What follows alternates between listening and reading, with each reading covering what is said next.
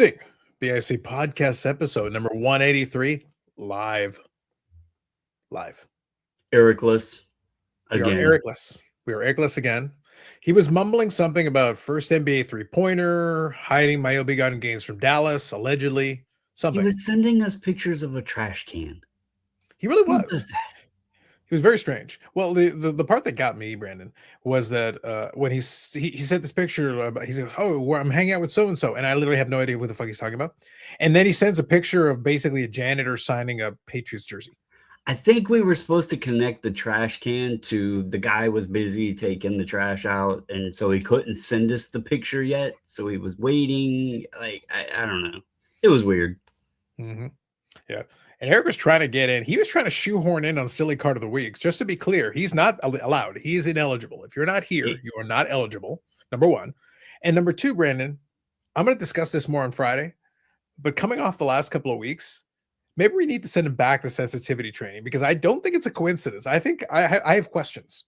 I have questions based off that selection. And, we will not be a party to this. No. I noticed it right away. I thought Eric, as a hockey fan, would have understood the seriousness of that choice. It was a move. Kind of surprised. Yeah. I know Miss Wade taught him better. I know. Truly. It's like you would think. You think he's stooped about as low as he can stoop, and then another level. A sub-basement to the sub-basement. Deeply disturbing. Yeah. Good evening, Jeff. So yes. So this is not really an announcement, but I did actually get a text message about this, so I figure I should mention it. Just state it. So for the foreseeable future, right now, we'll call it the summer of the BIC live streams live. It'll be live streams going on. So you're gonna get bonus live streams through the summer. It's the summer for sure, because right now, just the turnaround time on Tuesdays is early, so I can't be recording. I'm happy to record the episodes. That would be no problem. But then I'm doing the editing. By the time I've edited and render and get everything uploaded and have it ready for you for Tuesday, it's the wee hours of the morning, and I can't then be starting early on Tuesday. I already don't sleep enough as it is, so I should probably get a little bit more sleep than I have been. So there'll be live streams. So there you go. So it's a bonus live stream, at least through the rest of the summer. I'll figure it out as we get into the fall and see how things are going. But for the moment, for the foreseeable future, this will be a bonus live stream. The BIC pod will be a bonus live stream. So what I got to do, Brandon, on my end, is that means I got to get to downloading it separately. And I'll try to put some of the stuff in the audio feed because those folks are already months and months and months behind anyway. But I can still take the episode. I can still cut off the beginning, and I should still be able to make an audio version for those folks. So if any of you audio people, it's like, we didn't die, but you won't hear from us for months. Eventually, you will hear this message that I'm saying right now, but it won't be for a while. So you'll see. It's like, my wife likes when we're recording like TV shows or if it's a streaming show. She's very she's on the side of let's let the full season be available so she can just, we can binge watch it. That's what the podcast people should, or the streaming, the audio versions. I think that's the approach they're taking. They're like, he'll get to it and then we can binge it. It might be very old news, but we can binge it. That season arc is going to be tremendous. It's going to be incredible. So right now, let me just see. I seen Mangini. He got his little wiffle ball set thing. That's actually pretty cool. It was his last video. Yeah, that was pretty cool. I was trying to figure out. Like, I thought it was a bat by the length of the box, but I was like, bats aren't that hard to ship. So then when he pulled it out and it had like the attachment with the wiffle balls, I was like, okay, this makes more sense now. All right, I like it. So it looks like, just checking here, it looks like we're about 7 episodes behind. That's actually not as bad as I thought. It's not great, but it's not as bad as I thought. That's not too bad. So I'll see if I can get us. I'll try to get us back up to date, audio people. You'll hear from us maybe in a month or two. I'll see what happens. But anyway, so Majid just said I'm waiting for someone to listen to my way to the gym. Well, we're gonna do what we can. The good news is, to be honest, it is obviously a live stream, which means I will interact with the chat and we'll talk with you folks. So by the way, feel free. So feel free along the way as we're talking. I've got a very loose agenda. I do have a couple of topics that I want to talk about tonight. No big news items. I already did the episode where I talked about Jimbo giving us the origin story of the BCCG. And I'm just happy to know that I have the Grail. I mean, I need to pass this down to you at some point. It's literally everything in glory. Yeah, I'm very, as a collector, as a hobbyist, to know that I possess an absolute grail, and now to know the history of the grail, um, I almost feel like my journey is accomplished and completing, or on the cusp of it. But yeah, appreciate the backstory. Truly, truly. Good evening, sir. Good evening, Sven. I think my favorite part though, I did mention this. So Scott was having his live last night, and we were talking about it a little bit indirectly, but I did laugh. And one of the things that made me laugh was that one of the commenters was actually trying to take credit for it, and I was literally sitting there like, BCCG was a terrible idea. It was always a terrible idea. Why would you want to take credit for it? So Brandon, for the sake of to give everybody their due, I'm going to read the comment. And then I'm going to read the follow-ups to the comments. So, so everybody gets their due here. And the problem is, Brandon, if you're going to do this, then you're going to have to identify yourself. You really should identify yourself. And I'll mention why this comment is kind of funny. By the way, I'll take it at face value. I don't care enough to check. So regardless, but I'll read it here. So this is Steel Here One replies. This idea wasn't originally Ken Golden's idea because he wants to take it from Kenny. He doesn't want Kenny to. By the way, I should point out that Beckett is the one who named Ken. I'm not the one who named him. Beckett is the one who named him. So you know what? If this is incorrect, maybe he should talk to Jimbo. Like that's not on me. I'm just taking the man's testimony at face value. But anyway, he may have been the one that said he would buy a lot of volume if BCCG slabs existed. Myself, whoever this is, again, identify yourself, individual. Myself and Rob Viras. So now he's dragging Rob Viras into this.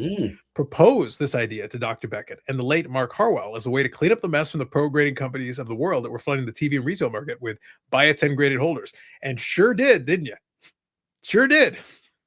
That totally fixed it. Yes, these are way better than pro graded cards. Way better. That's interesting because I don't really hear Viras talk grading much. Well, this would have been years and years ago. So this would have been like upwards of 20 years ago. I don't remember exactly what year BCCG started, but it would have been the year 05, 04, something like that. I just don't hear him he mentions it here and there, but it just doesn't seem like it's a big thing. Well, in the year 2026 of our Lord, he's not a big fan of those at all. Like really, it's kind of a necessary evil rather than something he promotes. So, but then literally he puts in brackets, feel free to reach out to Rob Viras to confirm this. Yes, because I have Rob Viras on the speed dial. I know some folks that do have his contact. I could reach out to him for this, but it's like, I'm going to remind you, just to whom it may concern, that video was based on Beckett's own podcast where he named Golden. So that's not, if that information is incorrect, then you're saying Jimbo is lying on his own podcast. And I can't imagine Jim Beckett lying about anything. I mean, he admits stuff that he should lie about. Exactly. So I was like, you know what? I can't help you. At that point, argue amongst yourselves. I can't help you. I'm just going to take it at face value and we'll move on with our lives. I just thought it was very funny. So then Dan kind of responded to that. It said, so your idea was to clean up the mess was a terrible version of Beckett grading? Response followed by this. I didn't propose the final version of what BCCG looked like. I suggested something needed to be done to clean up the mess of the buy a 10 market. I'm going to remind you again that BCCG is basically buy a 10. It literally is buy a 10. Literally by Jim's description. It is Golden wanted 10s. Well, so outside, now that we have this discussion about it, indeed, I think overall it's not, if you're removing the sale aspect of it and the buy a 10 thing and all of that, yeah, with the phrasing of collector club grading, it wasn't like a hidden thing that it was a cheaper option to grade your cards. And if you're advertising it as a collector club thing, we had a lot of that kind of stuff back in the day with memberships and collectors clubs and all that stuff. But I could see it as a collector if you just want your card holdered or whatever at a cheap price.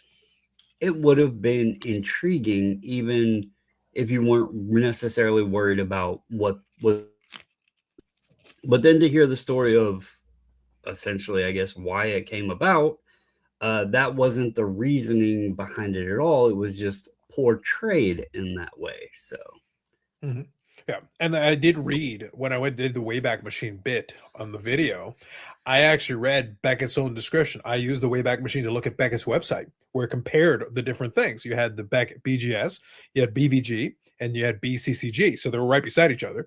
And I read the description of BCCG by Beckett's own description on their website. So rather than try to go from memory or try to find one of the ads because they used to have ads in the Beckett magazine back in the day, but rather than try to go from that, I just went and pulled it directly from the site.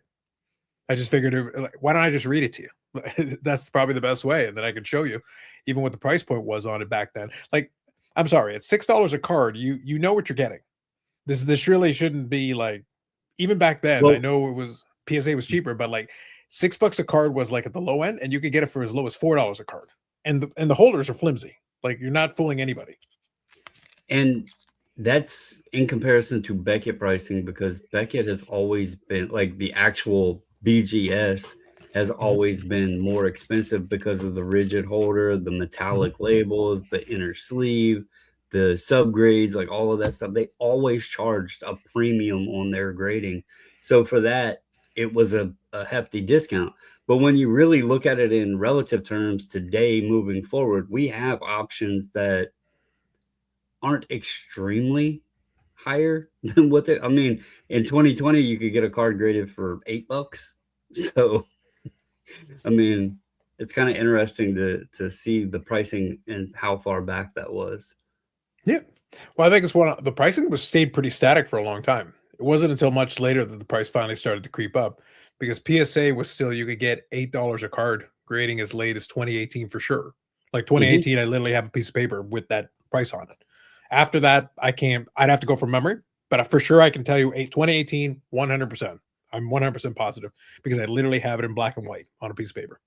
I think in 19 the bulk rate was 8 or 10, somewhere in there, because I know the membership, you got 15 vouchers for $150, I believe it was, Something like that, yeah. if you signed up for the PSA membership, and that was for regular service level. So it would, just to give an idea, they were for $150, you could get 15 cards graded. So yeah, it wasn't much more than that. Yeah.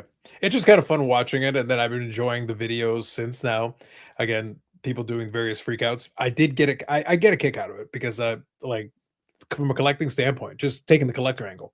And that's kind of what we were talking about with the Scott thing, is that it's fun watching how people remember certain things in retrospect. And sometimes they'll romanticize certain things a certain way. But we were having a nice conversation about it. I'll include a link in the description to Scott's because once Ed Westergriff came on, he actually asked a valid question, and I'll bring it up again later.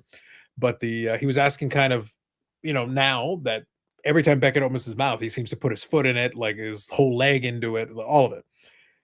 He brings into question for him. He goes, well, how valid was the pricing back in the day? And I tried to give a little bit of insight because we've talked about this before. Fractor Jones did some of the correspondence, gave some information based on that.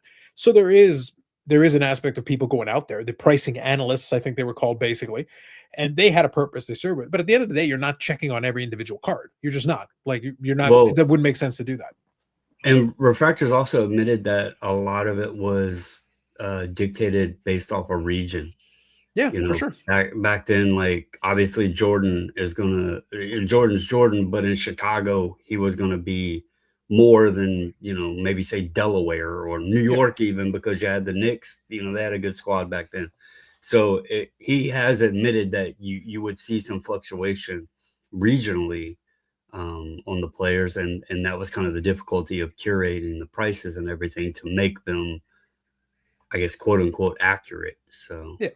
But one of the things that I kind of threw in there as well is that you also have to kind of play the man a little bit because some people would BS you. Some people would give you random prices, like unless you were physically watching the transaction, you couldn't obviously validate those ones. Now, if somebody was a straight shooter and they would consistently give you good data, well, then you could trust them a little bit more. But there would be some folks that would come up with random. So you almost have to kind of ferret out the garbage. Like how many guys are like, we're bumping up the price because we have a ton of these in the back and we really want to Mhm. push it versus people that are actually giving you a legitimate answer. So you have to figure stuff like that out. But one of the things I said is that regardless, even if you just take it with a grain of salt, which is what you should be doing always, it was always a guide being the key word. It still gave you an anchor. It meant that as opposed to here's a card. Okay, so how much is it? Dealer says $1,000. You say $5. Well, you're probably both wrong, but the truth is probably somewhere in the middle. So the question is, at which end of these two ridiculous extremes? Without having some kind of an anchor in there, if the Beckett guide says $100, the dealer will argue it's too low. You'll argue it's too high. Maybe you wind up at 65, $70. But at least you've got an anchor to start off with in the conversation. Which is why grading started. Yeah. The Well, debate of condition. Yeah, the debate and condition. Exactly. These were all part of, none of them worked perfectly. But the point is they gave you some, because otherwise we'd just be making shit up.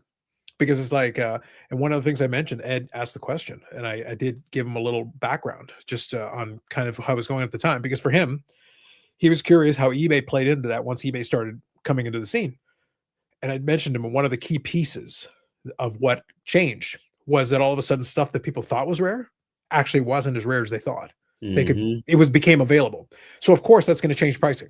Like for a while, if in your region you literally never see it, none of the dealers have it. They're looking for it and nobody can find it.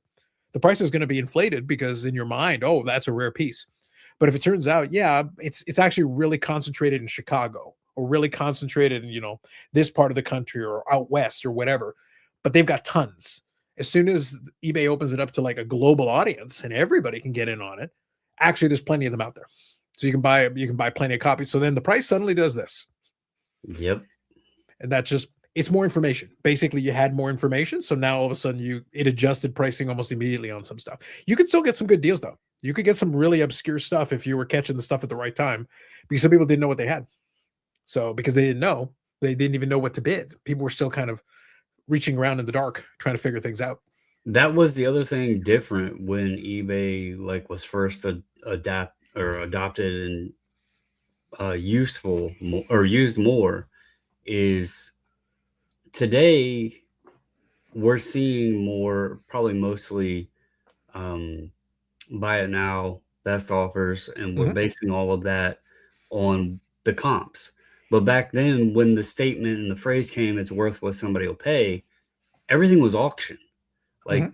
we didn't have the buy it now stuff. So we were seeing the auction values. Now, of course, there was still some shenanigans back then, Yeah, with of course. uh $20 shipping and a penny Mhm. starting auction, Yeah. But Hey, it there was a golden era, Brandon. That was a golden era. yeah. So, but it was more based on it's worth what somebody will pay. I mean, Yeah. because you didn't just plop it up there and say, "All right, give me $30." It was, "All right, let's run this auction and see what it does." So, Yeah. Well, one thing I'll touch on a couple things. So the title that I gave tonight, by the way, I wrote the lost art of the deal, and I want to come around to that because I want to talk about it. And one of the things that we discussed briefly was the lost art of the deal from the sense of negotiation. How people are clueless about how to negotiate, like they're terrible at it. Even the approaches to it. And I've talked about this before. Like I'll watch vlogs and I'm like, this is not a negotiation. This is painful. Like it's painful on both sides. Like you're both terrible at this. And it's like, which one of you, as the kids would say, cringe.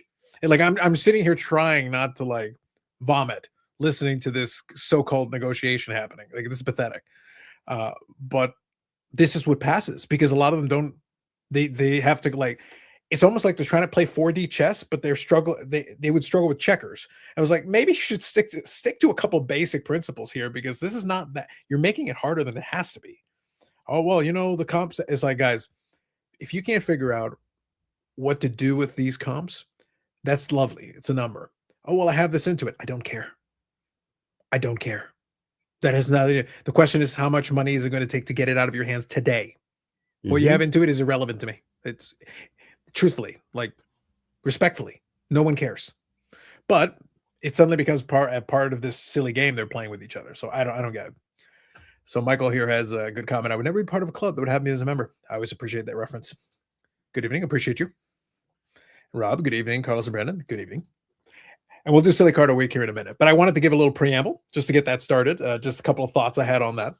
I think the social media aspect, the space we are at in today, and the negotiation deal aspect of things, we're seeing more of these questionable or, you know, whatever you want to call it, activities, because there's more focus and more observation and recording of the flip side of the things today. Mhm. Yep. Whereas, even going back just, I don't know, 5, 10 years, people at shows and stuff were more attending not to buy inventory to try to flip on eBay or whatnot, or at a different dealer table or a repack or whatever. They Mhm. were there shopping for their collection. And so the prices and the comps and needing the 80% or 60%, whatever, wasn't as important, because they were picking up pieces that they wanted to add to their collection. So I think that's where we're seeing and being exposed to more of this. We have these pricing tools now that are apps. Mhm. We have, scan the card, it gives you a price, and everybody's like trying to beat that number. They're trying to get the win, as I like to say. Everybody wants to win. The dealer wants to win, but also the buyer wants to win, because the buyer wants to flip, and they need a percentage in there. So, but I think we're seeing more of that now than just the casual collector going to the show, buying, and not being so stuck on the comp price, because it's something that they want. Like, you buy Medano stuff, or your Dennis PC stuff, and you keep up with like what those pieces in those markets do. But even, sometimes that the card is so rare, or it might not have been one pop up in 5 or 10 years, that the price, as long as it's within reason, you're accepting of it, and it doesn't matter what comps are there. So, Mhm. Well, there's a time and a place, and I tend to think it evens out in the wash. Like for me, in my opinion, I think it evens out because I'll have plenty of times where I come across a great deal, and sometimes you do an amazing deal. You actually got a great mhm, deal on it comparatively, and other times you got to repay a little bit to get something you really want. So I feel like it evens out over time. Like I'm thinking about the aggregate, and for that collection in particular, I'm talking more than 30 years. Over time, Brandon, I've overpaid for tons of cards, but I've gotten some smoking same. deal. I've gotten, but I've also gotten smoking deals on some smoking deals, like amazing deals. And so I think it evens out. I think if you keep going with a long enough period of time and enough cards, I think it evens out pretty well, actually. CC's got a good question, though. Also, good evening, Keith. Carlisle says, either of you filled out MLB ballot yet? No. But I appreciate you asking. Zach, I'll read Zach's comment here as well, and then I'll come back to CC's question. I think it's a good one, actually. What's up, guys? Sold my second most expensive card in my collection Saturday. I didn't realize how emotional I'd be until the dealer started paying me. Looking to help make a down payment on a house, though. Hey, priorities, man. Priorities. Got to do what you got to Yeah. do. Got to do what you got to do. But yes, no. If it's a big card for you and it's something that means a lot to you, yeah, it can be something that is a little tough. But hopefully, it helps you get that down payment. So hopefully you enjoy the house. That's all you can go for. So CC had a question here. Good evening, gents. We all remember the hobby before online marketplaces like eBay and grading. In your opinion, what changed the hobby more? Online marketplace like eBay or the grading of cards? So for me, it's eBay totally, Yep. 100%. Now, PSA is more discussed now, but for the reason that we mentioned a couple minutes ago, when eBay first showed up, we're talking about 95, 96. That's a game changer because all of a sudden it's I gave you one example, but obviously there's more examples. But just as an example to start off with, we went from you had the Beckett guide to try to figure out comps. You had your local shows, your bigger shows, and your card shops, and Yep. whatever was there in those places was the majority of the inventory you could see. So if something looked like it was really rare, the dealers would say to you like, "Well, yeah, it's pretty rare, so I'm pricing it at whatever." But as soon as you could find 10 of them on eBay all at once, oh, it's not that rare. So all of a sudden the pricing started to so and a lot of dealers resisted. They didn't want to follow up those eBay. Oh, that's that online because remember, early days, we're not doing PayPal. We're doing money Mhm. orders. So you got to think like, so not only you want to pay for it, all right, you got to send a money order. And for me, Brendan, if I bought from somebody in the States, which all the time, I got to use the correct money order or else it doesn't work. So I got to go there. I got to make sure I get the correct money order, send it over, and I'm paying for the money order. So add that, another fee. I'm mailing you the money order. I'm waiting for it to get to you. Then you take the money order, and then hopefully at that point you send me the card. It's this painful process. Painful process. I say not even just eBay, I say the internet in general changed the hobby Totally. Yeah. more. It opened us up. Like, think about this: somebody in just a little small town in a rural area, they may not have had a card shop within hours of where they lived, Mhm. out in Montana or something. And now, virtually anywhere in the world, you can go online and purchase nearly any card you want. So that alone made it more accessible. It did, value wise, it created a log of prices and everything. Mhm. But I think the accessibility aspect of it, as you said, we were in this bubble, of our town, our friends, our hobby shops if we had one, or I don't remember really many shows. I went to a couple as a kid, but I don't remember many shows being held around the area. I did have two card shops in the same town, so I was blessed with that. And then I had a bunch of friends in school that I would always, buy, sell, and trade with. But I think the aspect of the online accessibility changed it tremendously. Grading is still an option. Like there's still probably a higher majority of people in the hobby that don't grade or don't Yeah. care about grading or buying Yep. graded or anything like that. But Agreed. the online utilization, that's a majority are using that. So, Yeah, and one of the things that was a big thing was the message boards, the mhm, Usenet groups. You could get trading groups together so people could exchange want lists and send cards back and forth. So you suddenly the amount of eyeballs that could be tracking for. So if somebody knew you were looking for something, you had more sets of eyeballs. So all of a sudden, your reach could expand beyond your local. It became, potentially worldwide. You had eyeballs all over the place. People could reach out to. They shoot you an email saying, "Hey, I came across whatever. Would you be interested? I know somebody that has this. Would you be interested?" And then you can work out deals and whatever. It was a little bit more work at the time, but imagine how huge that would be for you if you went from I have to fit whatever's in the local card shop and whatever is at this month's card show. That's it.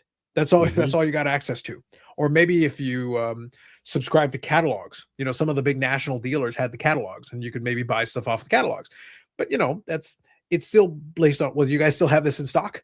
Like if it's something more Right. obscure, and you, as opposed to the internet, could turn these things into real time. You could in real time. You could pretty much order on the spot and have it shipped to you, and it expanded your horizons and gave a lot more options. Carlos says, hard to believe that I bought my first graded card on eBay with a personal check. Happened a lot. He says it also made 5-cent cards $1. It's true. Even when you put it in a white envelope and slap a stamp on it, some of them were 5-cent cards. So even still, if you're paying 99 cents, it's $1 plus 35 cents for postage or whatever it was. Well, let's not forget eBay had the penny auctions back then. They Like, you did, didn't have to yes. start the auction at 99 cents. You could start the auction at a penny. It That is was true. it was different times in those early days. That is true. That is true. Rob says I started on eBay in '98. Yeah, same for me. But I remember seeing it though. But I'm using '95 and '96 because that's when eBay started. I think it was called Auction Web before it was officially Yeah, and eBay. it looked completely Yeah, different. very jank, very jank. But the point though is it was a game changer within a couple of years because I started using it in '98. By '98, I was buying stuff on there, and again using money orders, sending it, waiting. We had a lot more patience back then. We still had dial-up, so we had a lot more patience back then, Brendan. A lot more patience. And a Today, lot if you more haven't shipped in trust. 2 days, we lose our minds.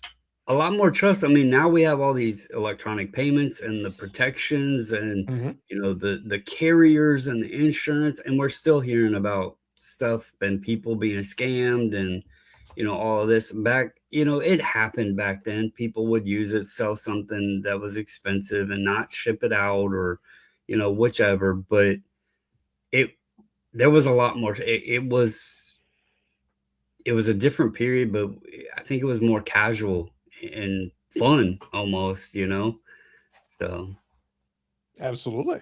I just thought it was very fun. Like I said, it's maybe I should put the subheading, boomers talking about all the old internet. yeah, these Gen Xers don't know. I think Yeah, that's the they new don't. ones, right? Gen X? I don't know. I don't know all the lingos.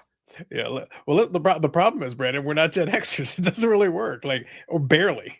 Like, I don't know. I think you're closer than I am, but I'm pretty close. It's about the same. I don't think that works.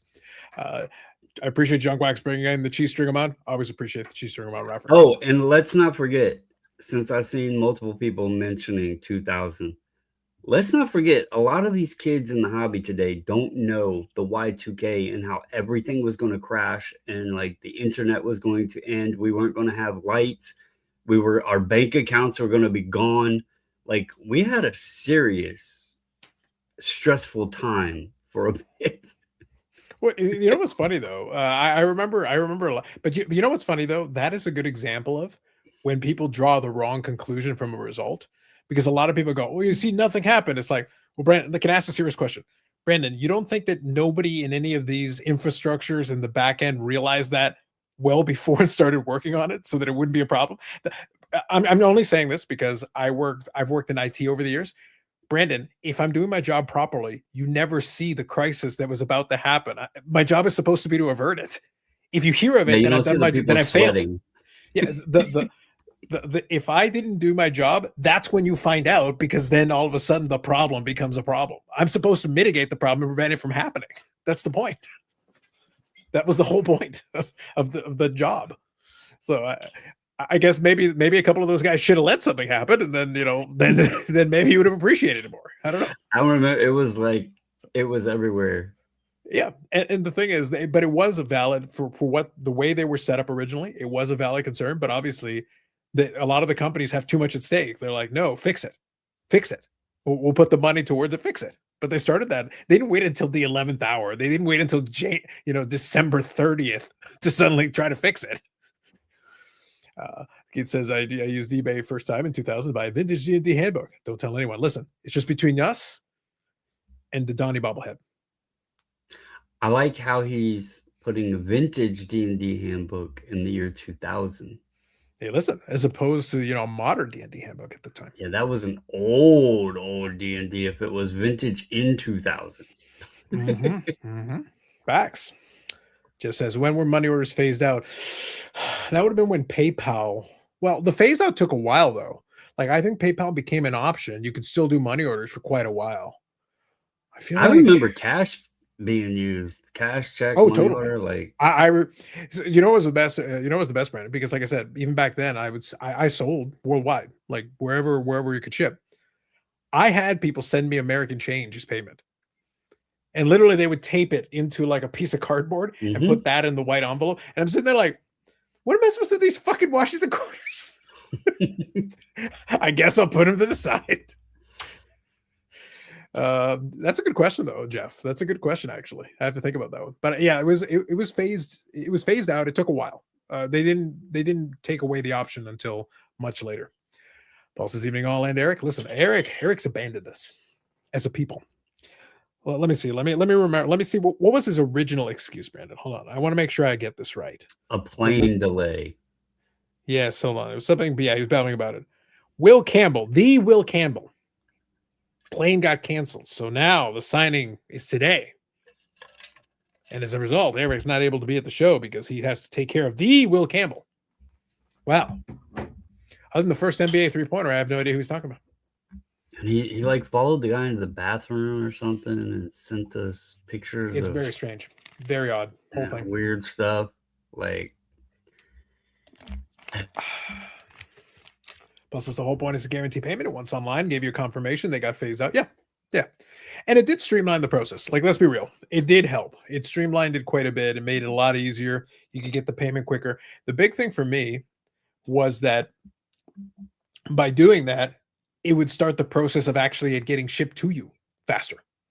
Because by getting rid of the first, because otherwise I have to mail it to you, wait for you to receive it, and then you mail it to me. And heaven forbid you send a personal check, because some people wanted to send a personal check. And I'm like, Mhm. I go to the bank and I'm like, how long is this going to take to clear? Yep. Because I am not sending you shit until this clears. Much love, much respect. I'm not sending you shit until this clears. And it was slow.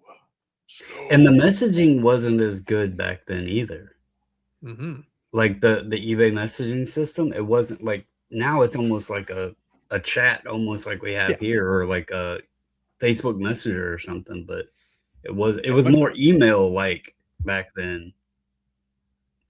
Much better I today, guess I would because we agree with that. also didn't have all these phones in our pocket with the apps on them that alerted us every time something we'd have to actually be on the computer, log into the site, and check everything. We didn't get instant notifications of what the hell was going on. It's true. So, I agree. yeah.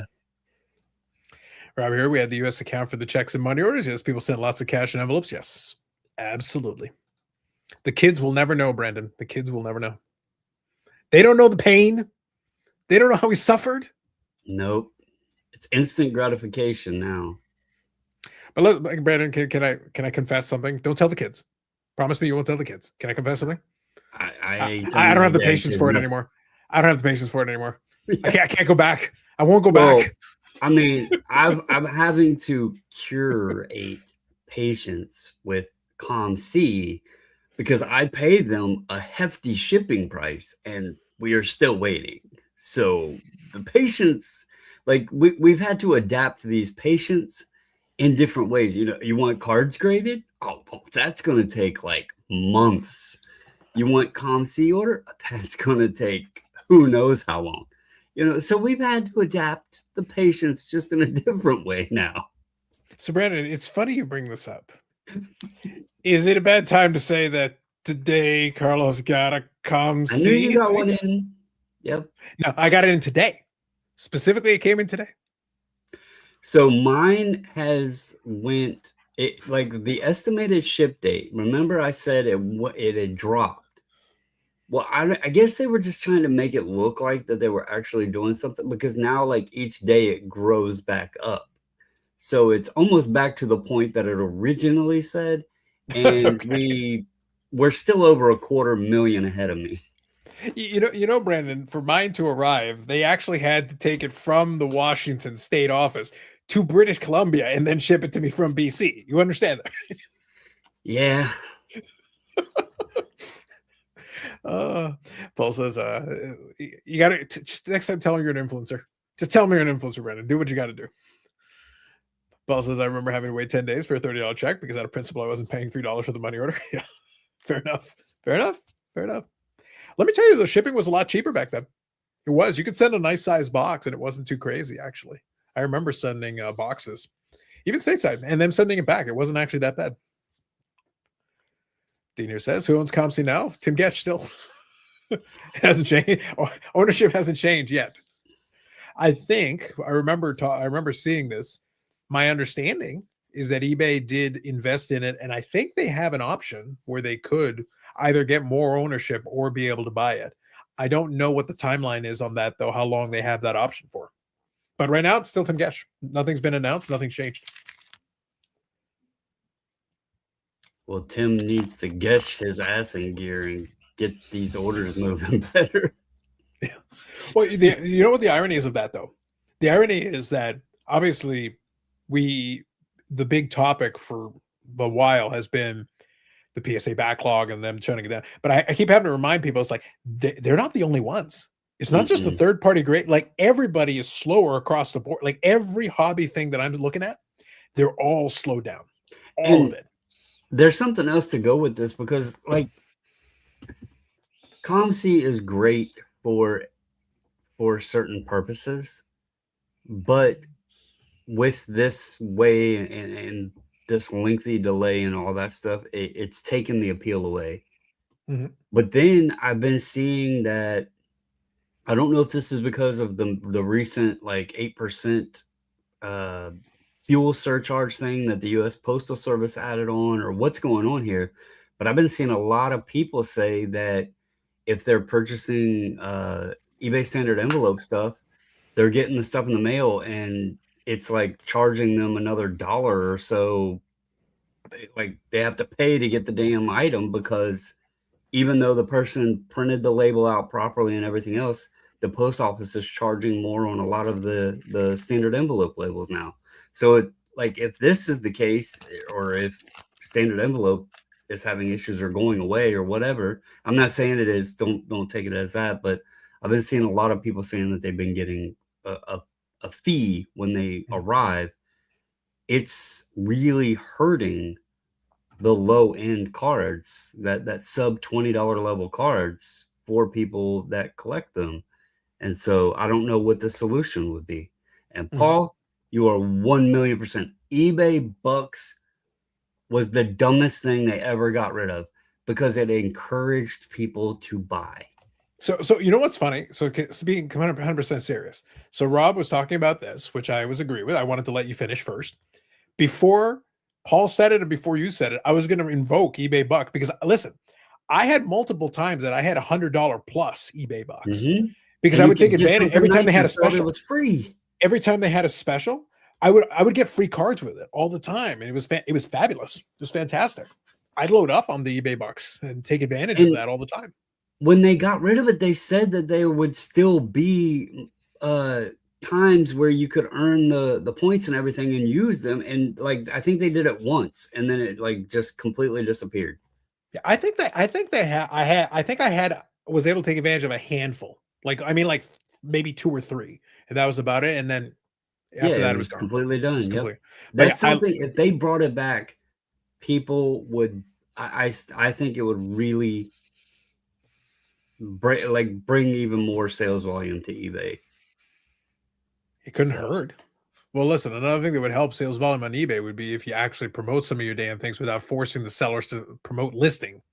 oh yeah, yeah, Like that's been an issue. actually, I've had people literally tell me later that like, well, I had a save search and your thing didn't come up, and I'm like, because right now their bullshit search engine is not actually searching.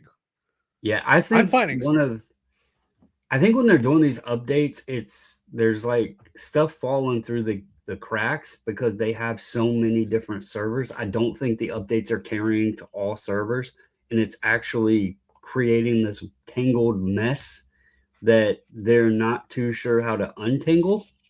And so that's causing some of the search issues and things like that because it's not being rolled out to all of the servers properly. Mhm. So Could be, could be. CC's got a good question here. Do either of you sell your singles on Comsy? Yes. If you do, have you noticed a dramatic decline in sales activity? Yes. But part of it is my inventory as well because I have to adjust some of the pricing on it. Some of it's been sitting for a while, so I have to tweak it a little bit. But I do think it's also a thing what Brandon's talking about though. Look, I talk about like so I've got a couple of groups. So this is one box that I got back. So I actually got two things back. I got a ComC box came in today, and I also got a ship my cards box came in with some really nice stuff. So I'm looking forward to doing a pickup video. It's going to be fun. This here, these are all wrestling cards, and they're a bunch of singles for two sets that I'm working on. This is what ComC is great at. Like this is a yep. stack of singles here. None of these were more than like a buck or two. It's fantastic from this perspective. Look at this like whole, full of these, and it took a bunch of numbers off my checklist. This is great. The problem is that the shipping on it is expensive. Now you're adding extra to it, and it's slow. It's Yep. so slow that it actually is discouraging, I think, people from buying on the platform because then they're like, if they actually want to get the physical item someday, it's a pain in the ass. While it's sitting there, that's awesome. And here's the thing as a buyer, I'm still buying on there. And one of the reasons why, Brandon, is because there's still stuff from EPAC that comes up there, and I want those singles. So if I Yeah. can get access to them, that is the best way. But it is a pain in the ass to then have to extract them from the platform. It's the getting the Yeah. cards out is the tricky part. I want to get this order in before I purchase any more on there. Only mostly because it has some pieces for projects I'm working on. And so I want to get those like sorted and everything else, see where I'm at on things. But speaking to the low end side of it, just as an example, my order is there's 154 cards in this order, and there is only 9 cards that are $20 or more. There's only 21 cards that is $10 or more. So all of it is that low end stuff, but it's a lot of hockey stuff. It's a lot of my nationals and player PC stuff I'm working on. There's some Walking Dead autos that I found cheap on there that I picked up just to, work on that collection. So there's pieces of stuff that fits. It's all pieces to fit into my collection, but it's cheaper stuff. There's PMGs. There's some Jamie Benn PMGs, So it's nice stuff that fits in the collection, but it doesn't have to be expensive. It's just the shipping. Like when it went, the price that it increased was one thing, but then to increase the price and then, the delay in time along with it, that's kind of like a double slap in the face, because it went from eight something and about 2-3 weeks to ship it to $40, and I'm sitting here at almost 3 months. So that part kind of sucks, but yeah, that's the part that hurts it. I think it's just comes down to that. Is that's the frustrating part. It's that ultimately, and this is 100% right. You just need patience with ComC. I agree. The only issue that I have with this, and I don't think there's any disagreement on that. When it comes to ComC, I actually have a lot of patience. I still think there's value to it. Again, I literally just showed you. This is not something I can do on eBay. This would make no sense on eBay. Getting all these I was able to get the exact ones that I needed that are on the checklist and mark off the checklist. So these are exact ones that are going to go into a Z folio here. And as I'm building a set, I'm going to build up another stack of these and do that again, to get the rest of the ones in the single. I'll basically be able to finish the set. There's actually 2 sets that I'm working on. One is here, and then the other one's right here. ComC is perfect for this. It actually lets me fill in the whole checklist, which is fantastic. But it does take an eternity to get the damn cards back. It is really annoying. And that can be true too. 2 things can be true at the same time. It is a great platform for that. And also, I've got a bunch of singles. Every single expo, I drop off cards in ComC. Reason being, I've got a bunch of extra stuff sitting around. Brandon is collecting dust for me. But if I sell it for $1 or $2, but maybe you could get $3 or $4 on eBay. Yeah, but with shipping, no one's going to want to buy it. But if I get $1 or $2, I win. Without a scanner and all that stuff, it'd take you forever to list. I'm in the same boat. Like I have a lot of stuff that I just want to get rid of. But I don't want to sit and list it all. So yeah, and that's kind of the issue. That's really the absolute key that I need to emphasize. There is a convenience to being able to not have to deal with it. Go, you guys take these. Oh, but you're only making, like, Brandon, in some of these cards, I'm making like 30 cents a card at the most after fees and intake and whatever. But here's the thing, Brandon, that's 30 cents I didn't have before. That's 30 cents I can then use to get a couple more singles for stuff like this. And some of these cards are like 50 cents themselves. So it's not so like it's almost like I'm trading stuff that's collecting dust for something I can use for sets I'm working on. So it can be a win-win. It's fine. It's just a matter of your preference and what you're trying to get done on your end of it. But Senator here says, my post office tries to upcharge standard envelope for hand sorting. Brandon, the post office is upcharging. Yep. Where's Boston Card Hunter? Where is he? He's too busy saying that eBay has secrets with automated feedback that they literally made a huge announcement about, and it shows on your page. I want my USPS. Thing I've seen on the internet this week, I think, or last week. I want my USPS. I want my USPS upcharge revolution. Damn it. ComC has to be liquid cards too. eBay is better for stuff that doesn't sell as often. Yeah. But there's plenty of stuff like that you can use to fill in. And some of that stuff will sit there for a while. And then one day I'll look and suddenly a couple of things that I didn't expect will suddenly sell. And I'll be like, cool, great. Fine by me. I'll take it. So got a couple of things. Let's do. So since it is a podcast episode, see, good discussion, everybody. Good discussion, especially to start. And I'm going to come back to the lost art of the deal because I'm not done with that yet. I got something for us on that. But Brandon, would you like to do a little silly card of the week? Yeah, because I think mine's a lock this week. All right. Let's see. So first, I'm going to show you the results from last week's silly card of the week. Every vote counts. It's the only real democracy in this world. And you know what? Silly card of the week brought to us by AMG. Boom. AMG Collectibles, AMGcollectibles.ca, AMG Collectibles YouTube channel. And while we're at it, Brandon, just because I feel like it, igdeck.com. Appreciate you all. Appreciate you both for supporting the channel, the live stream, and the podcast. So we had 43 votes, 3 options that everybody had. So let's take a look. Then I got a couple of pickups as well. So we'll showcase that as well. So let's start off with this. So here are the results. The winner was the churro with 60% of the popular vote. Strong result. Can't be the damn churro. Not only that, a Disney churro and a Disney churro out of 10. Yep. It's an out of 10 churro. So second was Bernie with 23% and Griffey last because Eric, as usual, doesn't understand what a silly card is.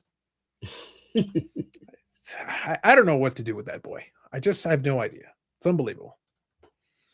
And then he goes and he needs the day off in order to hang out with the janitor or something. Like, I don't know. It's some rando. Yeah. Excuses. Yep. I think he just wanted to avoid another drubbing and silly card of the week. I think that's what was happening. So this time around, we got 2 options. So there's going to be 2 options on here. You're not here. You don't get the choice. So Eric loses by default. I see a fish boy. This is Fish Boy. And this is literally a card of baseball players opening cards. I've never wanted something more in my collection in my life than a Topps advertisement, because that's, as soon as I seen this, that's all it felt like. Hey guys, open these packs of cards up out here on the field before the game. We're going to snap a picture and then we're going to actually make it a card because everybody's going to want this card in a part of their set. Angels rip packs pregame. See, what I needed to hear, Brandon, was I needed a picture of you opening a Topps pack and pulling this card. Yeah, well, I don't have that, but yeah. I'm just saying, I think that would be fantastic. I think that would work out. I get it. I also appreciate the color match with the color match. Yep. With specific colors. We have the Diamante color match. See, this is one where I kind of wish Eric was here because I think he would appreciate this. So this is playing into the. Go ahead. I also don't know who the other player is, and I'm wondering if Topps knows who the other, because they didn't even put like the players' names. They just put Angels. At this point, anybody who plays with the Angels, it's a temporary assignment, unless you're doomed, unless you're stuck there forever. It's like baseball purgatory. You're trying to escape. So this one would be one that Eric would kind of appreciate because this ventures into the Rassilon a little bit, but with a twist. I give you Bret the Hitman Hart and Abraham Lincoln. Because reasons, obviously, seems logical to me.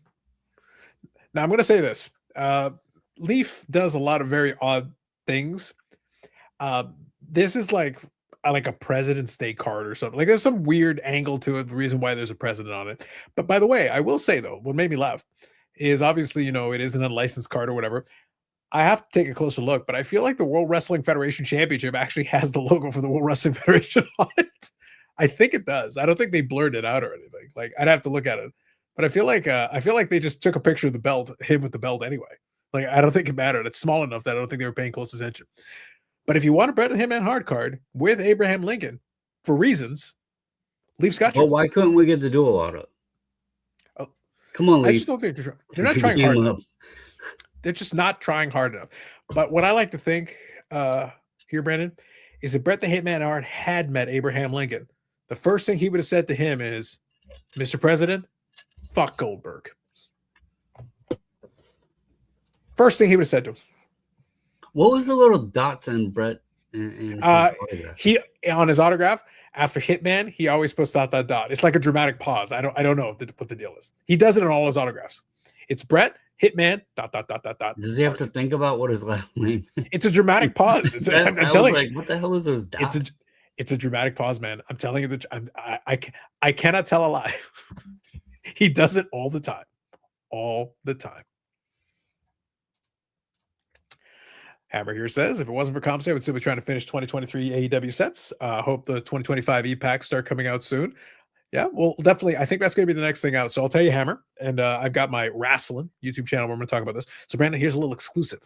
I had some communications. I talked to some people, and two independent sources have told me the next product coming out is going to be 2026 flagship. Unfortunately, 2026 flagship is going to get pushed to August. Did I mention everything is slow? Everything's pushed back. Everything is shoved backwards in time. It's still we still got to blame the pandemic. It's still that fault. You know, it happens, man. It happens. Mm-hmm. Dustin Carvalho says 3 dots represent 3 children. There's 4 dots. There are 4. There are 4 dots. Is there another kid we don't know about? Look, breaking news. Look, I'll actually show you. Like, I'm actually being completely serious. There are, in fact, 4 dots. See for yourself. 4. I guess he had to give 1 for Abe. Yeah. 1, 2, 3, 4. Right there. I'd appreciate it if he had held to that standard, but I'm sorry. There are in fact 4 dots. I like the cards where they're holding up their card. That's fair. So yeah, I'm going to record another podcast episode on the other channel, and that's going to be one of the things that I'm going to make mention of. Unfortunately, people are going to be still waiting for the new flagship one. I think that's going to come up next. But yeah, it's going to get pushed back into August. So the reason why that comment from Hammer comes up for it is that they're probably going to have an e-pack release in between, which is fine. It's something, but at the same time, it's not a new release. It's, it's a previous set. Now, the good news for that usually is that means some of the tougher cards are going to get pulled in e-pack when people are trying to get the achievements. So for the singles collector, there's still a benefit, but it's unfortunate. It's not exactly what you're looking for.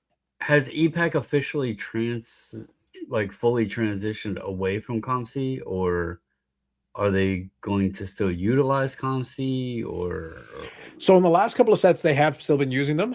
More and more stuff is moving to the Authority. A lot of stuff recently, I've noticed more of them have been going to the Authority. Okay. For score. It's a code. All right. So now he has 4 kits. You see, the story changes. Got to be careful with that. 4 count. That's right. That's right, Ham. Good evening, Ham. But yes. So I thought it was very funny. I got a kick out of it. So it was like, as soon as I saw that card, Brandon, I said to you guys the other day, it's like, no, I got the next couple. There's going to be a post on the channel. I've got a couple for the next couple of weeks. So that is my first one. Bret Hart and Abraham Lincoln. That's my first go around. And we'll have a post. You can make your selection. Silly card of the week. Every vote counts. The only true democracy in this world. It is true. Now, with that said, I think so. I don't know if you have anything, Brandon. I can show a handful. I do have a couple of pickups. So if you got anything to share, you're more than welcome. The man's got a bat. I don't have a card, but I have a bat. Does that count? Right. It's not a real bat, but it's Lucille. Like you can't get much cooler than Lucille. Not the real Lucille, but it is one of the McFarlane ones. And I happened to come across it on Marketplace, and it was way cheaper than they are online. So I figured, I got some bats back there, and I got the Walking Dead stuff over there. It needs to come in the collection too. So picked that up 2 days ago. So I'll show a handful of things here. Also says, does he have a chat with Sonny? Allegedly. Not really, but Shawn Michaels likes to say a lot of things, but now he's found God. So Shawn Michaels has recanted all his previous utterances. So it's fine. Everything's fine. Don't worry about it. So anyway, first one, I did show the picture previously, but now it's in hand. Got ourselves a shiny Chosen Rosen. Gold. Yeah. The gold. Gold, Jerry. Gold. So we got that. That's nice. A couple of these. I mentioned these before, so you'll appreciate that team. Nice. Got the Dynasty Soto. And then eventually I'm going to have for all the teams there. So there's a San Diego one. That's 2 different ones there for Soto. You already had the Yankees one, didn't you? No. I've got a Mets Transcendent that I'll be getting, but I don't have a Yankees one yet for anything. Okay. I thought you were looking at one or had one or something. I have been looking at them. I just haven't gone around to pulling the trigger on it. It's a matter of just timing and pricing. Like, the dynasties are not cheap. So I try, and I do have the Mets one will be at a future mail day. So that'll be 3 out of 4. But yeah, then I'll have to find the Yankees one. I don't like the Yankees, but to be appropriate to have one covering the full gamut, all the teams, we do need to have one of those as well. And then I'll quickly share a handful others. I've got an images here. I'll share it. First one actually came from ComC and plays into what we were talking about here.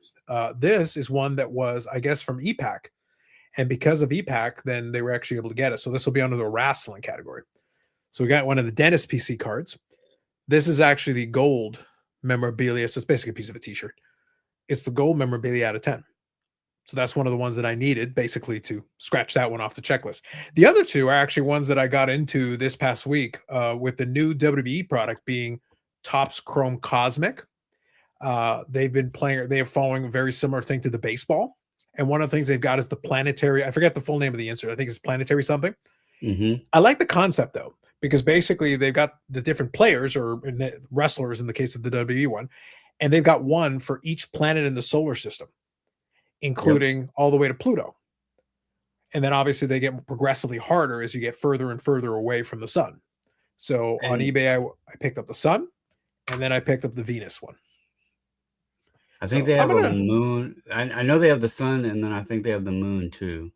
Because I was confused when somebody had sent those in, because I was like, why did they call it planetary, but these aren't planets? So. Yeah, in total they have 10. So you've got, so I showed the sun and I showed the Venus one. You got Mercury, Earth is included, is one. Mars, Jupiter, Saturn, Uranus, Eric's favorite, Neptune, and Pluto. They don't have the moon? I thought there was one that was moon. No, maybe in a different year, but for 2025, specifically that one that I'm showing, it's those 10.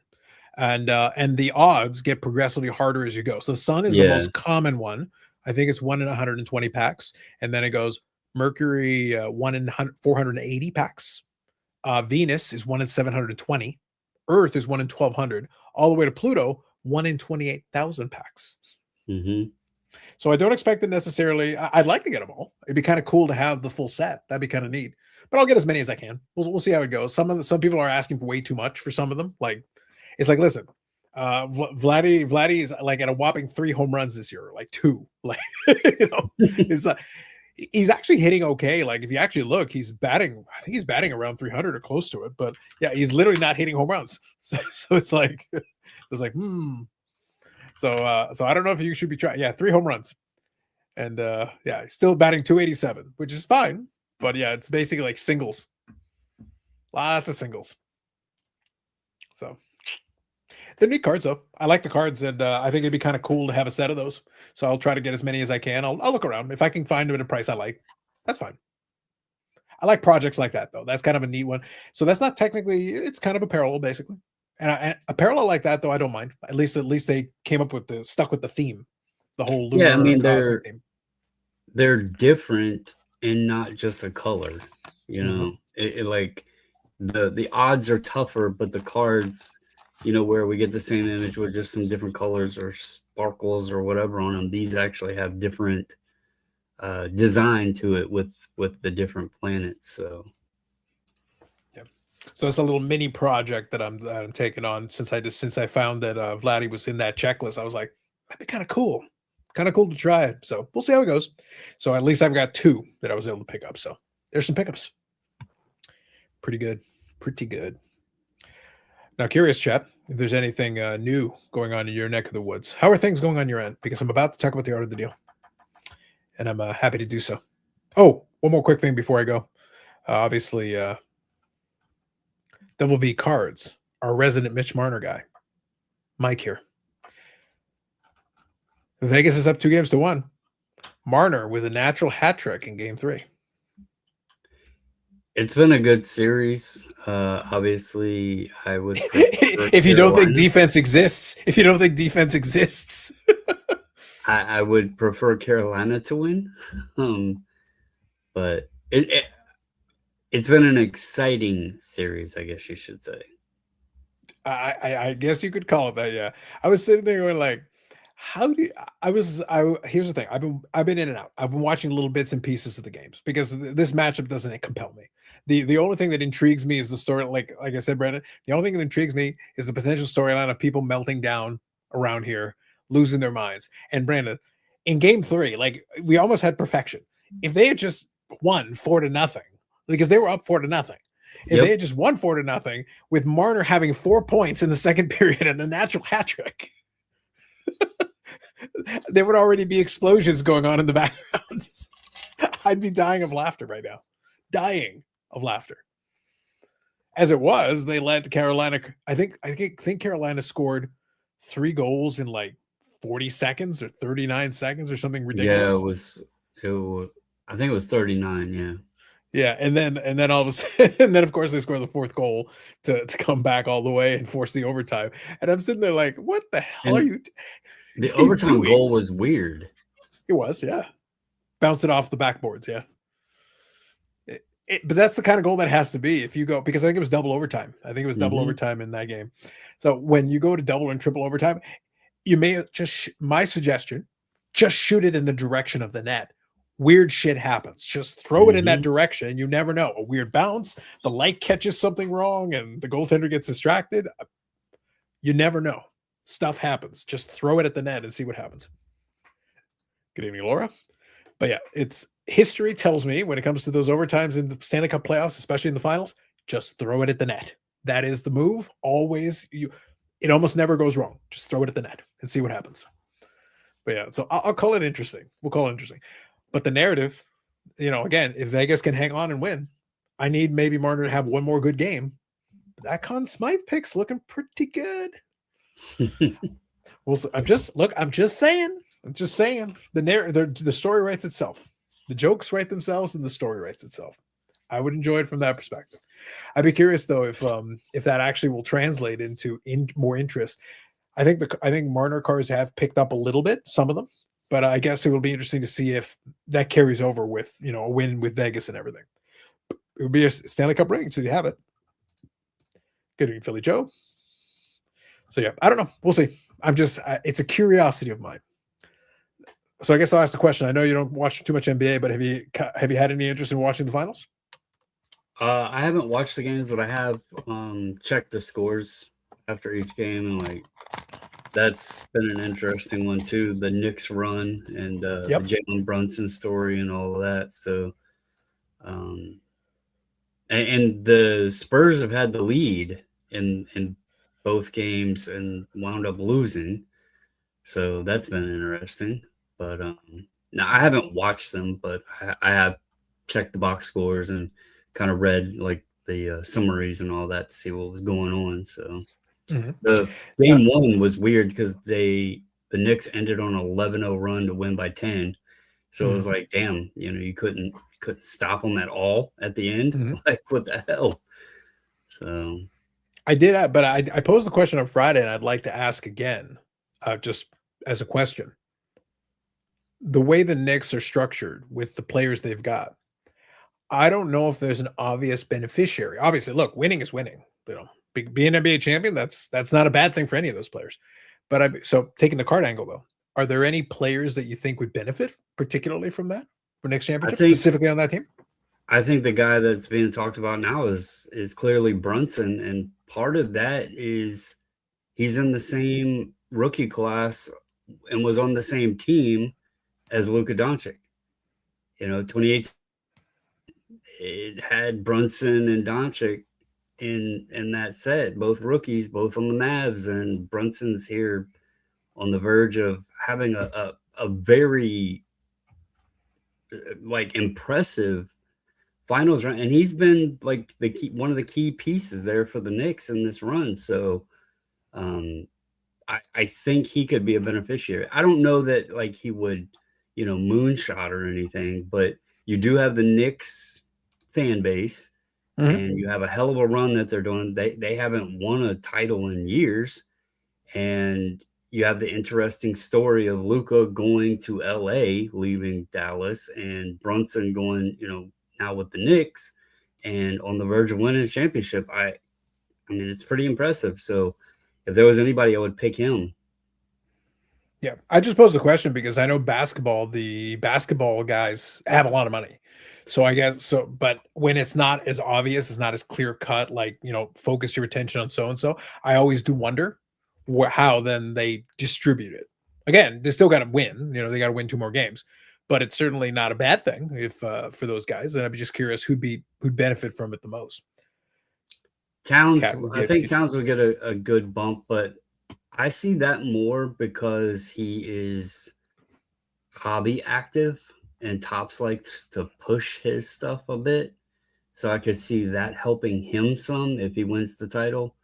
Um, but I just think the whole Brunson storyline with, the same rookie class, same team as Luca, the fact that Luca went to LA, Brunson's in, New York, and just the run in general that the Knicks are having with him kind of manning the ship there, that it's an interesting storyline. Mm-hmm. Ojinobi is underappreciated, same as when he was here in Toronto. All right, fair enough. I just posed the question because I always think stuff like that's curious, because I think narrative drives a lot of this stuff. And if you've got an interesting narrative, sometimes that can carry you. It's just, since the NBA is so star driven, it tends to kind of focus on certain individual. I feel like that Knicks team, if they win, it's more of a team win. So it's not necessarily fixating on 1 or 2 guys. It's a little bit spread out a little more. But to your point, though, look, like I said it jokingly, but it's true. The Knicks last won in 73. If that team wins and wins convincingly against the San Antonio team, who may be back, multiple times, there's a good chance they've got the structure. But if that comes to play, they'll build a fucking statue of them while they're celebrating on the court. They'll start the statue. They'll build them one. Well, you look the 2 biggest. I would say the 2 biggest teams in New York, the Yankees and the Knicks. The Yankees haven't won in over a decade. I mean, they made it to the World Series and lost. They haven't won the World Series in over a decade.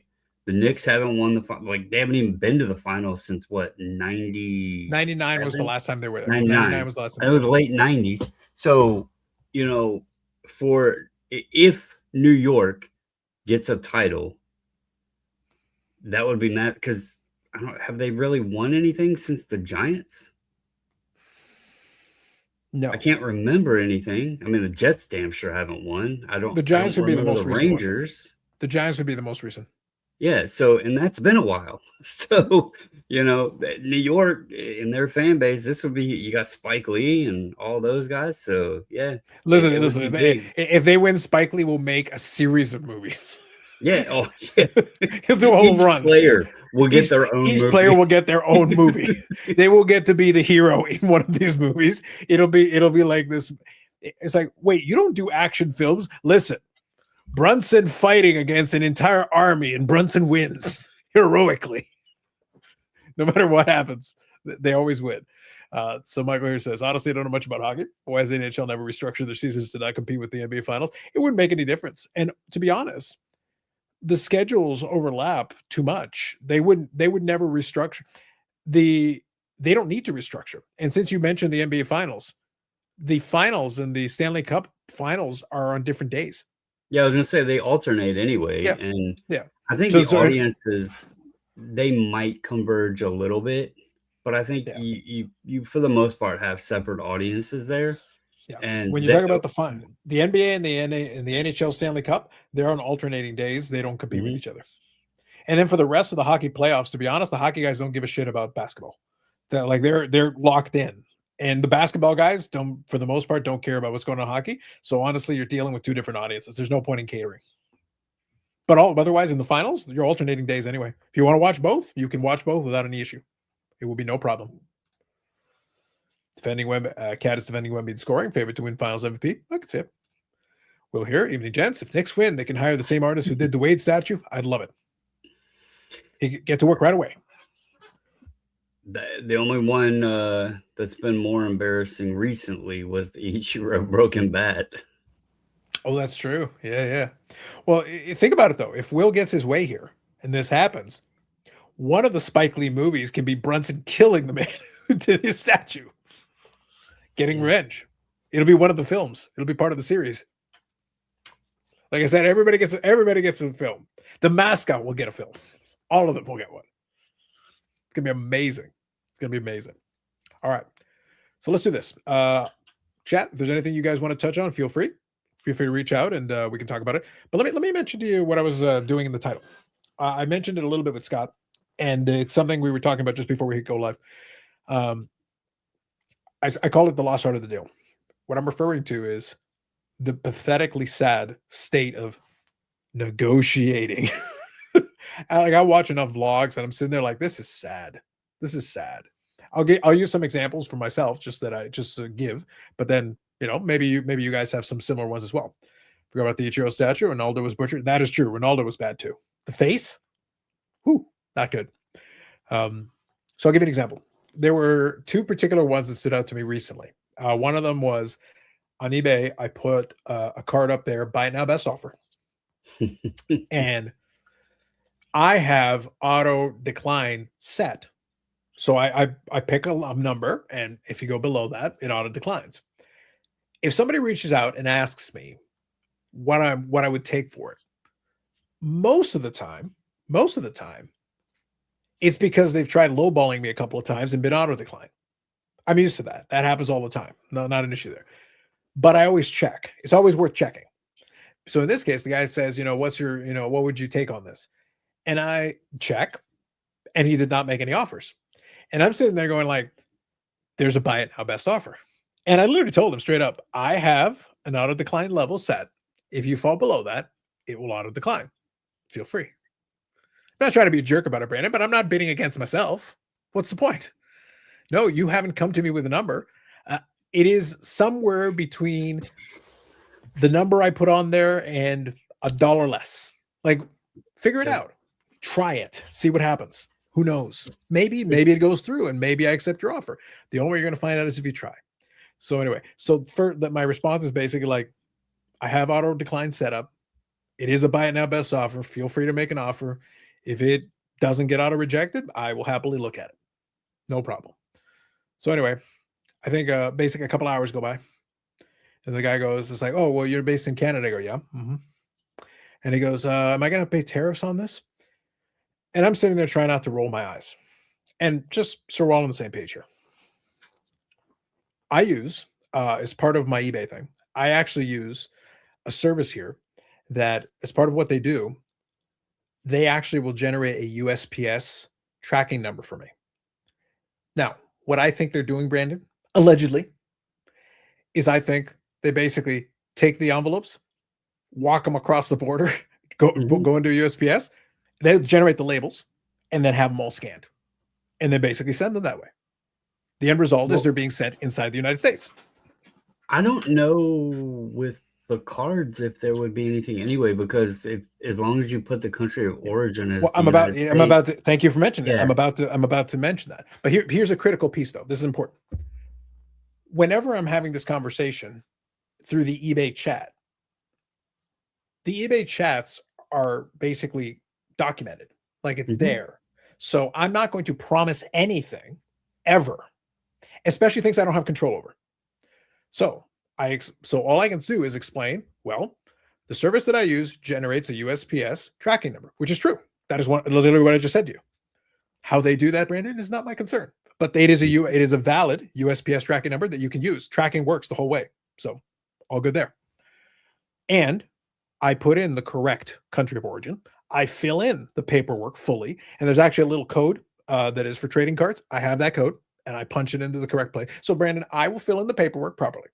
Up until this point, I've never had anybody come back with any issue. But I cannot promise that. If one dude one day decides to be a dick about it and just say, oh, that's not, whatever. I can't control that. I have no way of controlling that. So I can't promise you, but I know for a fact that I've never heard any feedback back from any of them that had any issue. So the likelihood is probably not, but I can't promise that. So I'm not going to, especially not in writing. Right. That would be foolish. That'd be a stupid thing for me to do. But but let's be realistic about this though. The reason why I bring this up, it's not really my concern to answer that for you. It's not something I have control over.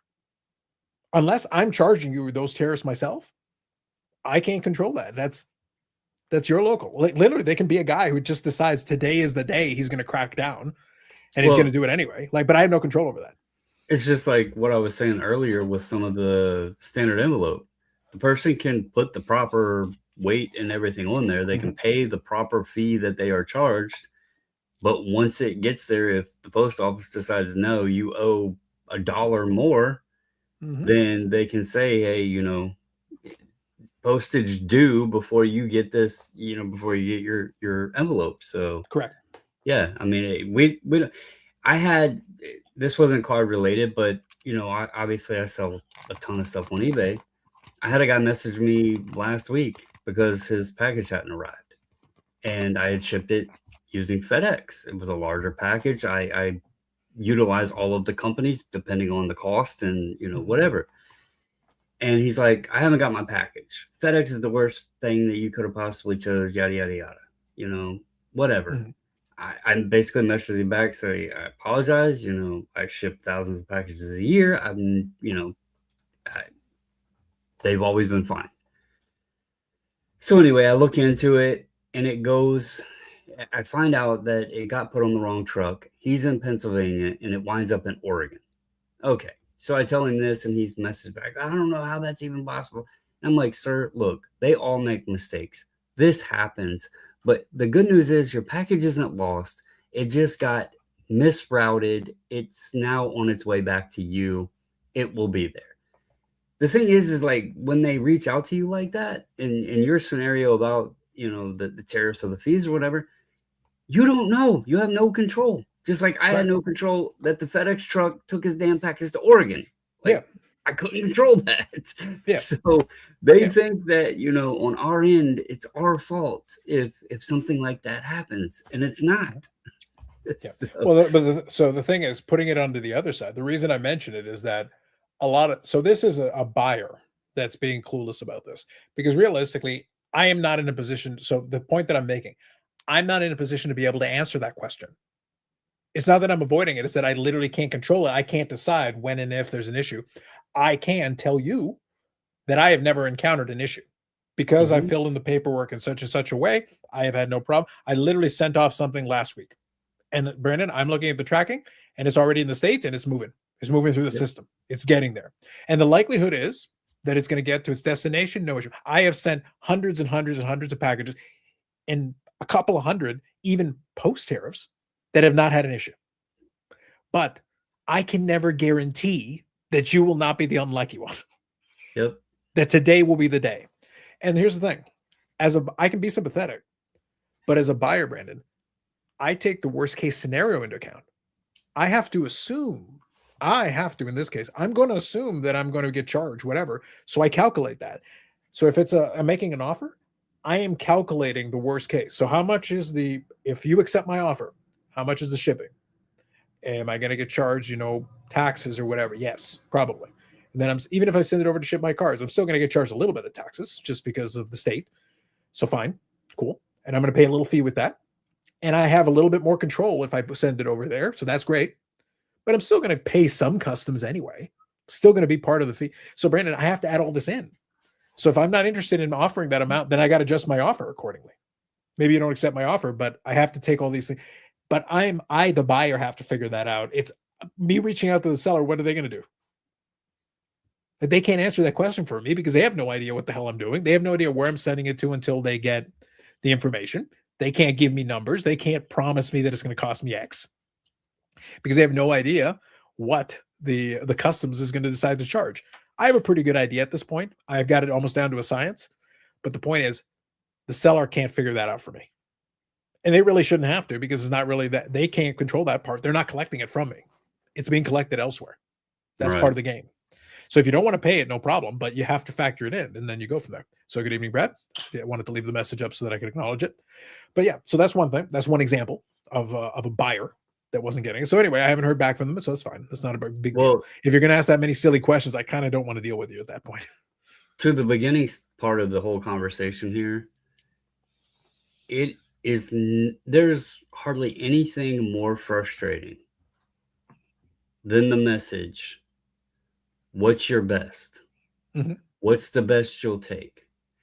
And especially if you have a best offer, because, and I approach it a similar way. I basically said, look, I have best offer on the item. I'm not in the business of negotiating myself. If I wanted to just come out and state what the best price was that I would take, I would have just put the price at that number. You're more than welcome to send an offer. If I like your offer, I'll accept it. If not, no hard feelings.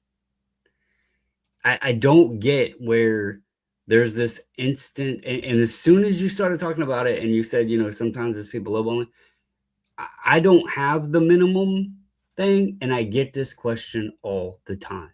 And I don't know why it's so hard to just send the offer. Like it takes less time to just punch the number in and send the offer. And it goes back to what we talked about earlier. Needing the win. Mhm. They want to see if they can fish out and where you're at. Because even if you threw a number out, they're likely going to try to talk you even lower. Mhm.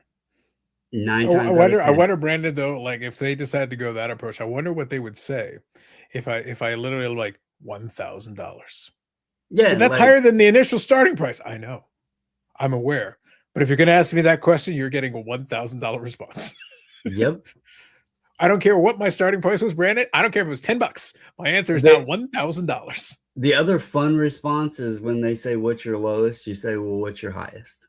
Yeah, basically. Like it's not my job to do again, but the key is at least try. At least Brandon, I'm more inclined to be at least willing to listen to you if I can see that you at least tried to make an offer and now you're asking me because you're not sure, you're trying to gauge. You understand now there's a minimum, so you're trying to gauge that. I understand that.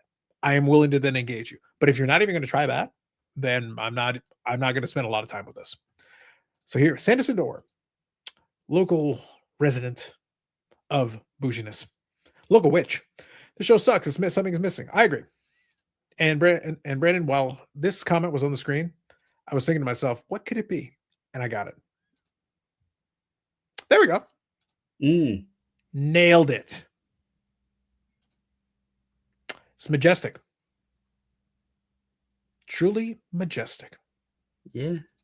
Last time we had his little German hockey jersey on down in the bottom when he wasn't here. So yeah, this works. This works too. Yeah. I think we fixed it. Zach says, I just respond with my asking price. That's a completely valid 100%. At that point, any expectation of decorum goes out the window. Like if you're going to be that lazy, then you're going to get the business. Says, Carlos, do you ever use Slash Directors? Yeah, I've used them a couple of times. There's certain items that make sense for me to do. And actually they've turned out okay. I appreciate that for those items. When they sell, they're pretty quick with paying. So that's been good. No complaints from that perspective. I wouldn't send everything with them because some stuff is not going to make sense to auction. You will get a really low number with some stuff, but some stuff does pretty good. It just depends on the item. So I've had a bit of a mixed bag with them, but for the most part, it's evened out pretty well. Some cards have gone for a little low. A couple of cards have gone a little bit high. So it's evened out pretty well from that perspective. Eric's flat in a lot of ways. Zach is correct. Eric, you suck. Facts, Zach. Carlos says, the irony is the best you can do is to maximize the amount of money you get. Anything that favors the buyer is the worst case scenario. Indeed. Eric channeling Guy Smiley. That's right. You got it. It happens sometimes, man. It happens. I hear you. So that's one. So I'll give you one example. And by the way, Chad, maybe you've got examples of your own. So feel free to share. But as I say, I just want to use a couple of examples just to get us thinking in this path. But let me share with you another one that was a favorite of mine. This didn't really go very far, but it was a perfect example. And the point here, Brandon, is lack of or a struggle with understanding how to do basic communication. Really, communication is the key. Because if you talk a little bit, maybe I can understand where your head's at, and maybe there's a way we can find something that makes sense. I'm willing to engage in the conversation, but you got to put a little effort in. Otherwise, like, what's your best? That's lazy. That's very lazy to me. Like, I'm not going to give you the time of day for that.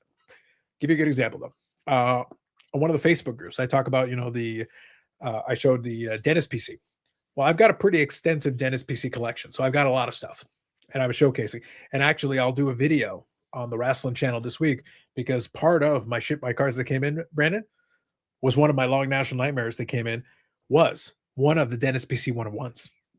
Very fancy 1-of-1. Yes. So that'll be part of it. So I've got it on the Instagram, on the Wrestling Instagram and everything. So that's going to be a story that I'll discuss during that episode. Here's the point though. So I get this stuff in. So I've got a lot of good stuff. And as people see I've got good stuff, then they realize, oh, you're the one who buys a lot of these, which is true. I'm a pretty strong buyer in a lot of the stuff. So different times people will approach me and say, hey, I've got this one. Are you interested? And I've bought some nice pieces that way. They've come to me and they've said, hey, I got this. Are you interested? Okay, absolutely. Happy to engage in it because a lot of times there's some cool. Sometimes I already have it. I say, hey, thanks, appreciate it. Thanks for keeping me in mind. I get a message on Facebook out of the blue, and I don't check Facebook all the time. My notifications, Brandon, all social medias are turned off. I don't get notifications. I have to open the app to see the communication. You're old school eBay. Yeah, where you got to go and I have log in. no interest. I have no interest. I'm going to manually log in, and I'll check it when I'm good and ready. I don't want to get notifications. So I go into Facebook. I got a notification. Somebody wants to message me. Okay, cool. I open it up, and it's 3 images, and it's a card from the dentist PC. It's a nice card. It's a card that I need. There is no text. It's just the 3 pictures. That's it. It's 3 pictures of the card from 3 different angles, but it's the card, but there's no text. And I checked to see when it was sent to me, and it's sent hours earlier. And I'm sitting there, so I'm waiting to see if there's some text coming. And they're like, nope, clearly no text is coming. So I just respond back, very nice. That's it. That's all I respond. and then the guy never comes back at all because I'm sitting there like, are you interested in selling it? Are you interested in trading it? Did you just want to show me?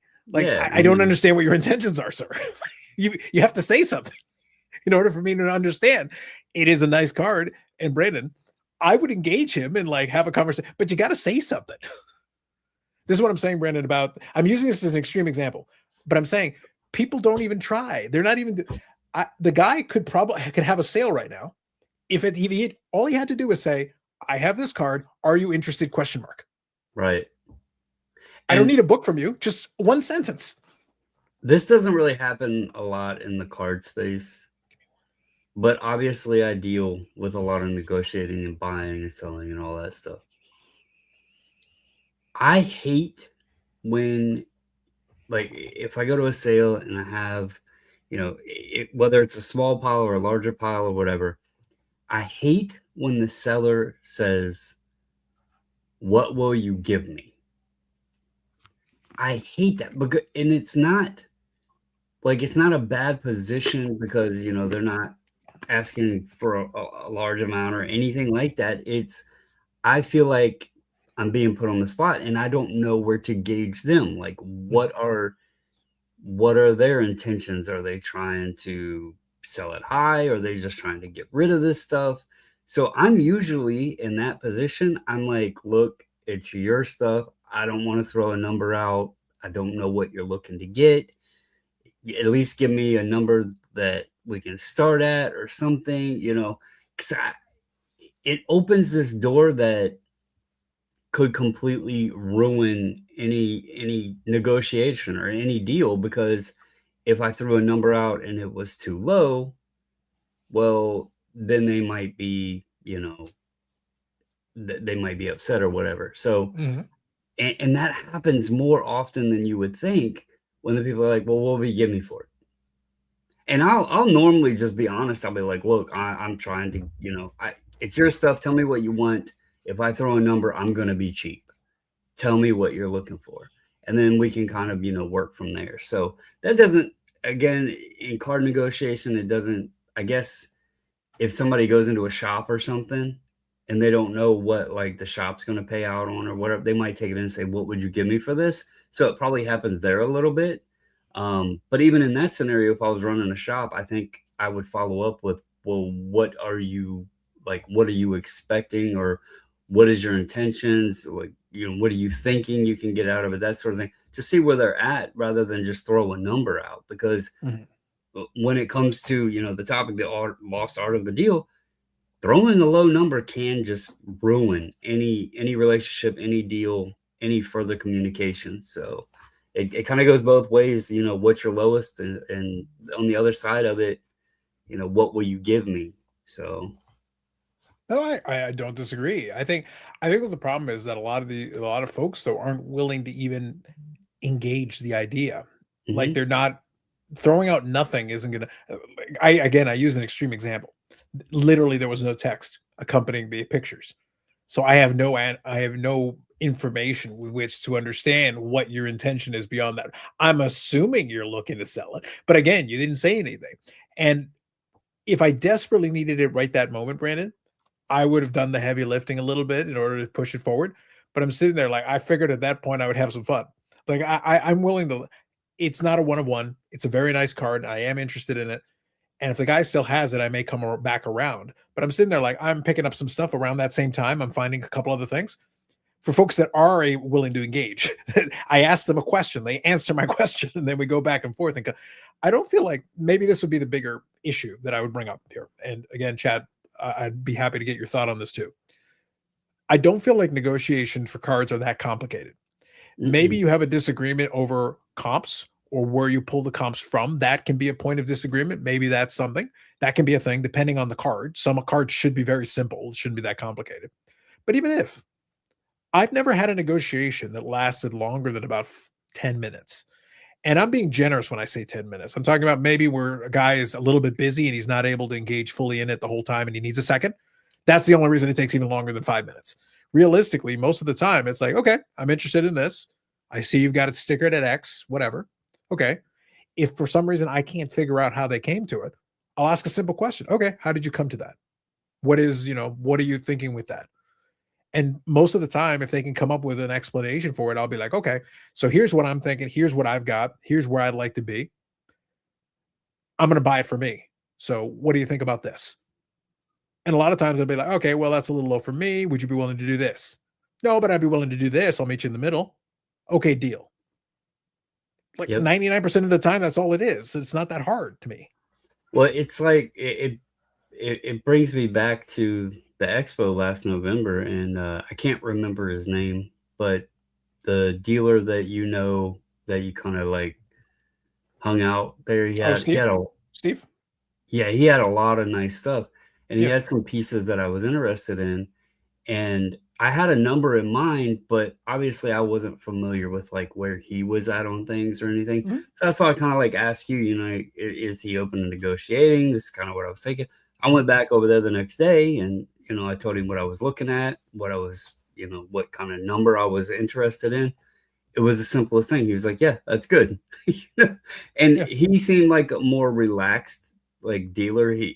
And I think sometimes it's a matter of, are the dealers priced where they have a buffer and they know like where they want to be, like 10% or whatever? They got a number in mind where they want to be off their sticker? Or are they priced up or set in stone where they don't want to budge on that? Whether it's above comps or whatever, they're so underwater on stuff that when they put that sticker on that stuff, they really don't want to budge off of it. He was super easy. He look, I told him the number I wanted to be at, and okay, good. So, we were both happy. So, but I think it helps a lot. So, in that example, using Steve there, in that example, it helps a lot that number one, he's been doing it for a long time. Like he's been setting up at that show and other big shows around him. He's out in Saskatchewan, so he's there's the show scene isn't that big necessarily, but he's a guy who's consistently a buyer. Like he's always picking up stuff. But here's the key. That's not his day job. He's not a full-time dealer. That's not his job. He has a good job, and his job pays the bills. It's the job that pays the bills. Funny enough, he basically does that for fun. Now, he's still profitable in what he does. Like he does very well at the show. Like if people watch over time at that booth, like plenty of good, to your point, there's tons of fantastic stuff on that table, which is to say he's buying and consistently moving stuff back and forth. And there's quality items all over that table. And he keep replenishes all the time. There's also this hang up, and it's kind of like, we were discussing before we started recording this. And I was telling you like how I had moved an item, took part of that money, bought something else. There's this lost remembrance that liquidity and compounding profits can actually be more profitable than maximizing dollars on sales. Yeah. Because if you can turn profits in volumes and then take that money and turn it into more profits, you're constantly earning profits. But some people get so hung up and lose sales because they have to have that maximum number. Like they can't budge off of that number instead of just taking what profit is there and then taking that profit and turning it into more profit. They got to have the maximum on every sale. And I think that's forgotten sometimes. You can actually make more in volume. So I agree. Well, actually, that gives me a thought here, something I'll mention. So I'll read Zach's comment first. I've had people ask, best you can do. I play along and give a price. They say no. Finally, they give a price and we're off a super small amount. That happens a lot. It can definitely happen quite a bit. But to your point, though, kind of using the example you gave, um, I've talked to Steve over the years on it, and his philosophy is that he would rather um, get, you know, make a profit on it, but not necessarily squeeze every dime. But now you know that dealing with him is easy. So the next come go back. around when you're at the show, it makes a lot of sense for you to come by and see what new stuff he's you a Yep. lot of people will go and visit him first. And so then it gives him the first opportunity to potentially sell some of his wares and make some money right away. But and that takes care of the weekend for him really quick. Like it doesn't take very long. And you earn that over time because if you're easy to deal with, people tend to want to deal with you if you're easy to deal with. Funny how that works.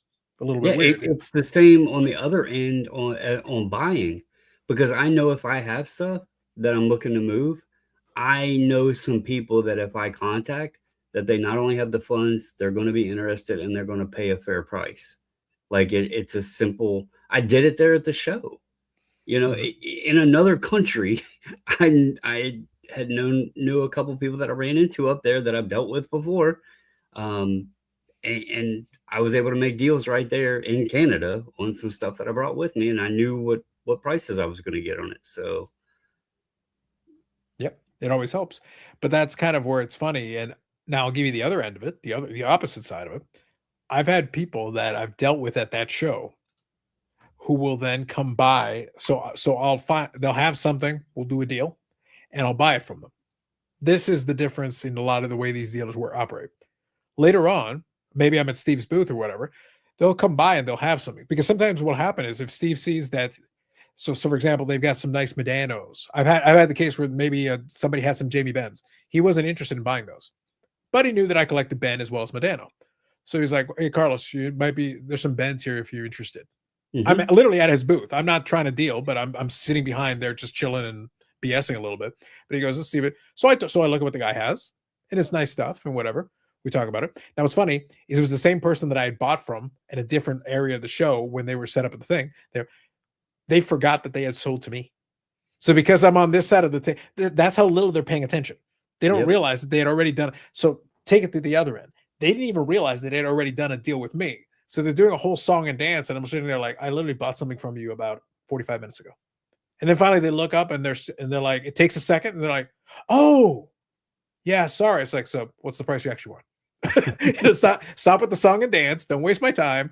What do you want? And in the end, I bought the items, but Brandon, is as soon as I kind of literally I bought something from you 45 minutes ago. If you can't remember transactions you did 45 minutes ago, you're not really it's transaction. You're not establishing any kind of a recall. I'm not even talking about having this rapport or doing this whole thing. We don't have to get that fancy. But I'm saying you should be able to remember somebody you've done a deal with 45 minutes ago. Yep. Because if not, then you're literally just doing transaction. You may as well just do it blindfolded because you can't even see or because you're in person. Like when you're live and you're seeing and talking to the same person, you need to be able to remember that because then you'll save yourself a lot of time and avoid wasting time playing a song and dance in a whole game. Because all of a sudden I'm sitting in the dealer's position and they're trying to sell something to me, and I'm sitting there like, I'm not going to resell this stuff, man. So just give me the price, tell me what you actually want to do, and let's get on. Brandon, the one thing that I care about most above all else, don't waste my time. I just don't want my time wasted. I'm more willing to pay more for somebody that saves me some time if I don't have to deal with bullshit. You're more Yep. likely to get more money from me if you just don't BS me and don't waste my time. I'm the same way. I can't stand when I'm looking to buy stuff and there's 14 stories or everything that you pick up, there's a story for it. That is one of the biggest things that'll make me walk away. I don't need a story for every item you have. No, not for all of them. No, thank you. Spare me with that. Zach says I'm in a reseller groups and they won't touch something unless they make a crazy profit. Yeah, They're trying to get it all at once, which I think is not a sustainable strategy to me. It's in not. my opinion. The reality of it, especially in reselling, the quote unquote bread and butter stuff, that's what pays the bills. The home runs, they're glorified when you get them, but the stuff that actually compounds and makes the money is the lower profit stuff. So it's volume. I mean, because it's unsustainable to constantly find the high profit stuff. You're not going to do that all the time, every time you go out. So you have to have and know some of that smaller stuff that moves quickly and makes money and everything, because that's what pays the bills. So. So I agree with that. And Will says, so Bobbles, with all that said, what's the best you can do? If I'm buying $1, if I'm selling $1 million. I like it. A man who understands his prices, understands his principles. No, I think that was kind of the key thing that I wanted to. That's why I wanted to have that as kind of the main topic this go around. You guys need to share a little bit, though. I guarantee people in the chat have had this experience before on the buying or selling side. That's why I say I thought it would be worthwhile sharing, because I'm watching the vlogs, man. I'm watching, and there's plenty of the kids who are doing this lazy.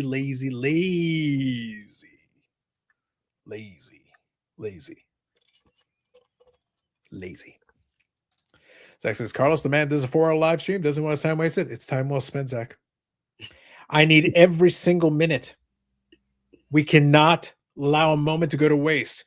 Are you suggesting that there is a single moment of this? Well,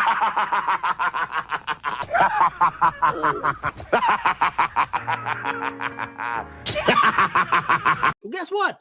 Because you're poor. Carlos, hey, it's the hardcore legend Mick Foley. I know I don't know you, but can I ask you a favor? Can you do... Shut up, moron. Every single second of that was necessary. We didn't get any a proof of like what was going on tonight. Like, I think when Eric does these things, when he goes out on these little adventures with all these stories, we need to make him do the videos. We need the clips. It's true. Well, the problem is that the person he was supposedly hanging out with this go around, like, I don't know who that is. That's fair. Like, it's a real possibility. Like, he could have been a janitor. It literally could have been just a bum he found in the street. I mean, again, people probably think we're lying, but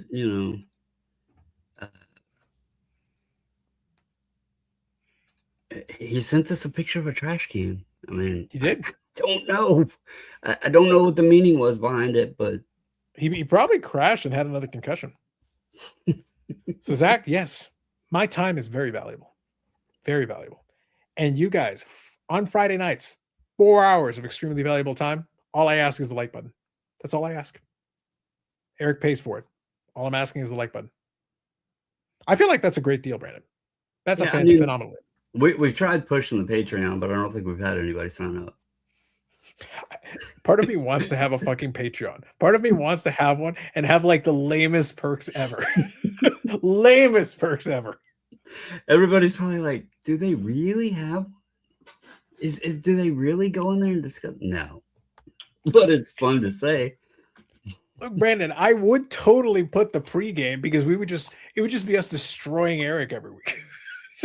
And that's what you get as part of the Patreon. We would hear the stories of him crashing and all of that. Yeah. Yep. Sports Guru here says, where's Eric? Eric gave us this lame excuse about hanging out with some guy we've never heard of. Like, no, literally, we have no idea who he's talking about. And then he sent us a picture of a guy that looks like somebody you could find on the side of the road signing Patriots jerseys. So I guess he's part of the Patriots, but I have no idea who he's talking about. Yep. Last time he had Patriots stuff signed, he complained about it. And now he just goes and gets random people to sign.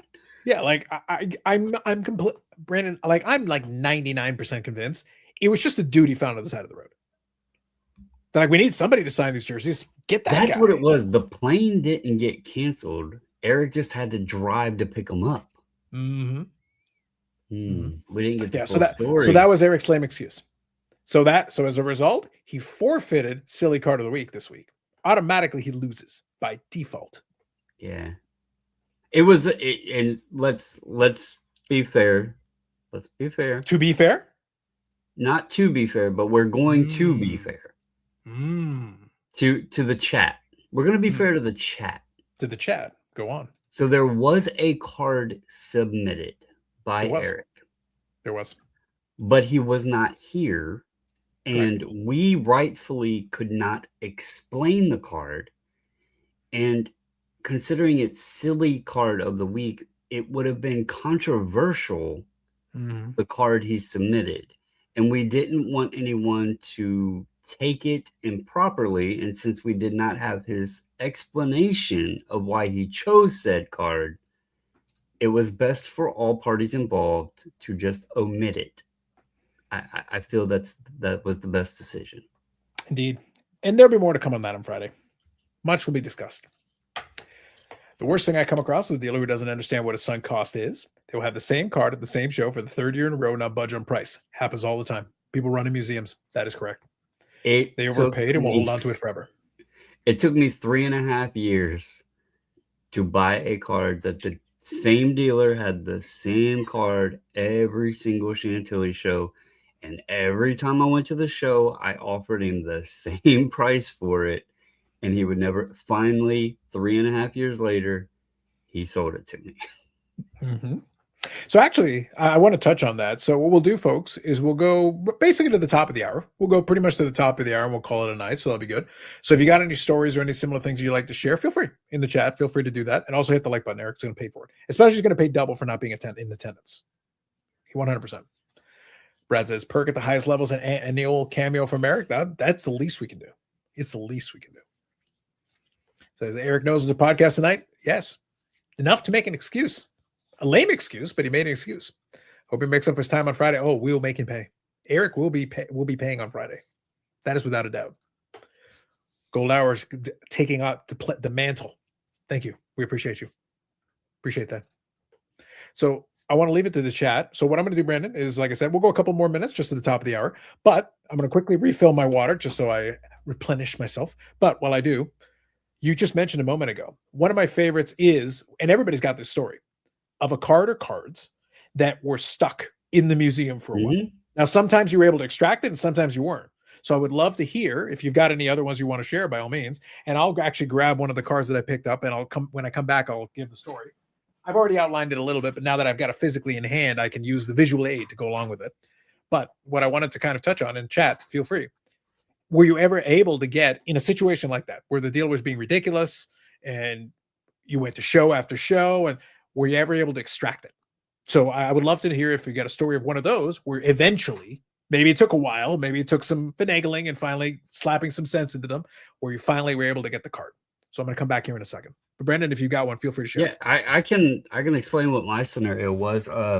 It was one of the classic Muhammad Ali autos, and I wasn't too far off the sticker price, but I had a number in mind that I was comfortable paying. It hadn't been authenticated or graded or anything like that. I do know that some of those out there aren't legitimate, but this one I felt pretty good about.